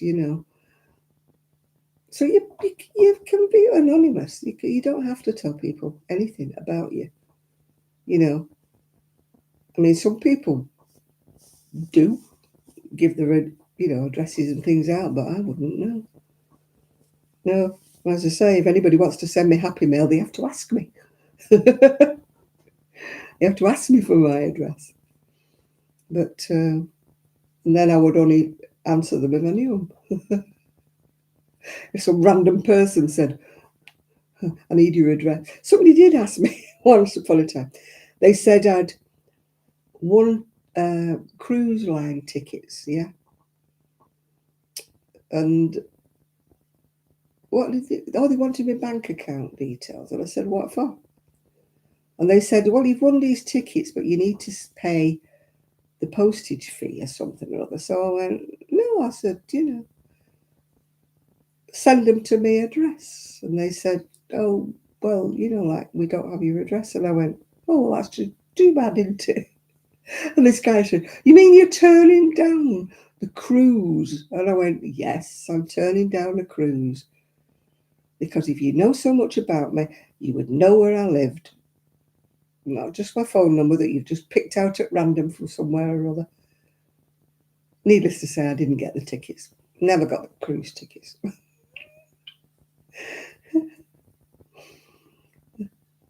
Well, good evening, Nancy. I'm just going. Sorry. Oh, then there was another one. He said, I'd won. What did he say? I could apply for a grant for my small business.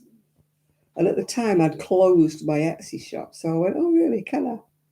We need your details and this, that, and the other. We need to, so we can get this grant sent over to you.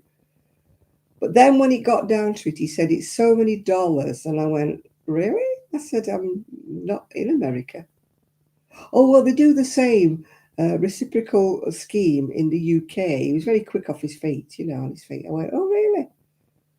I said, so if I Google it, I'll find it. Well, oh, well, it might not be this, that, and the other. I said, oh, I don't think so. Oh, you're turning it down, are you? You're turning down the chance of thousands of dollars to help your business. I went, yeah, I think I am. I said, bye, you're gone. And of course, I Googled it just to make sure. No such thing. No such scheme. It just said, beware of scams. Phoning you up and saying you can get a grant for your business. Beware. You have to get up a bit quicker than that to fool me. Oh, yeah. You have won tickets to this, that, and the other one. Just send them me then. If you obviously know so much about me, send me the tickets. You do not need my bank details to send me the tickets. They're so cool. It's like this thing about if you haven't had your winter fuel allowance, click on this link. And I'm like, nope. Because they tell you much more. We will not be sending out any links. We will just automatically send it to you. And if you haven't received it by January, get in touch with us then. Yeah.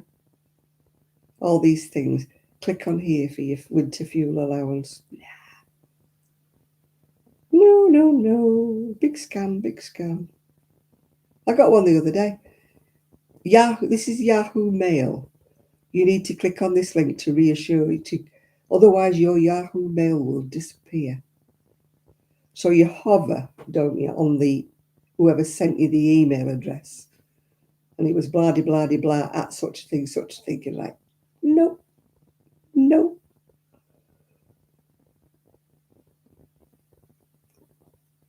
Oh, yeah, yeah.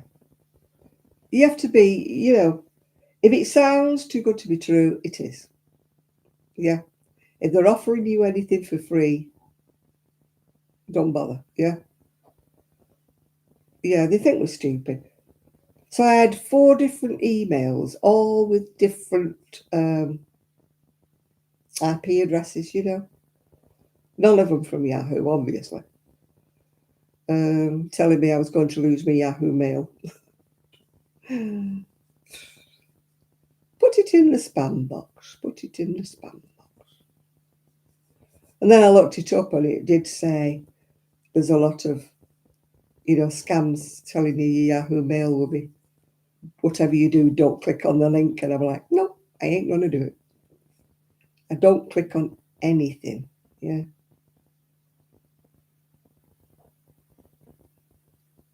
Crafters at charity shops give me a number. Why?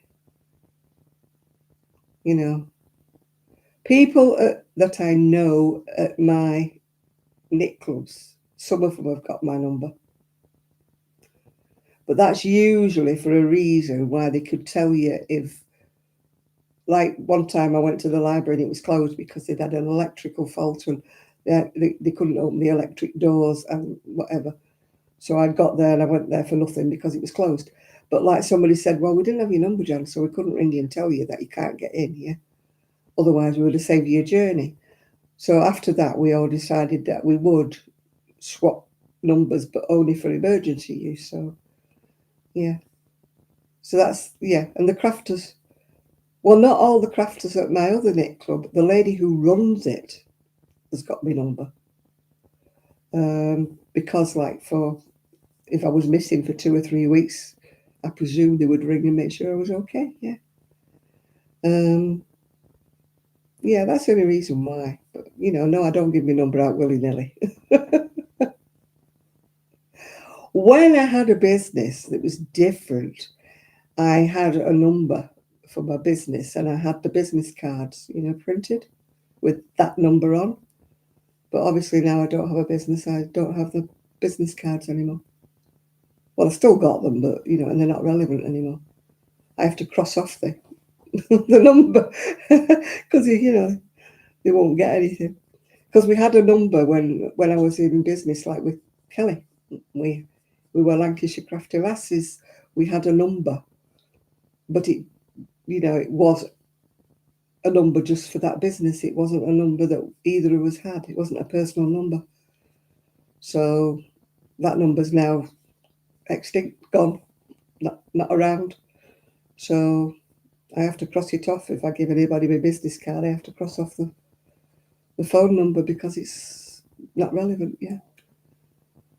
It's got my email address on, but that's fine. People can have my email address.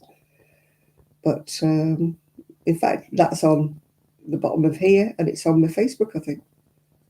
Because that's email address is something you can just answer or put it in the spam box, can't you? So whatever, yeah. Anyway, I'm going to go now because I'm getting hungry and I want a piece of toast before I go to bed, and I shouldn't eat before I get in bed because of my hernia. But we will cross that bridge when we go to it. So thank you all for watching, and thank you all for my thumbs ups. I've got 43 thumbs up today. That's very, very good, yeah. So, yeah. So, that's my tie off me. I mean, you wouldn't go out in a coat that had a tie on, would you?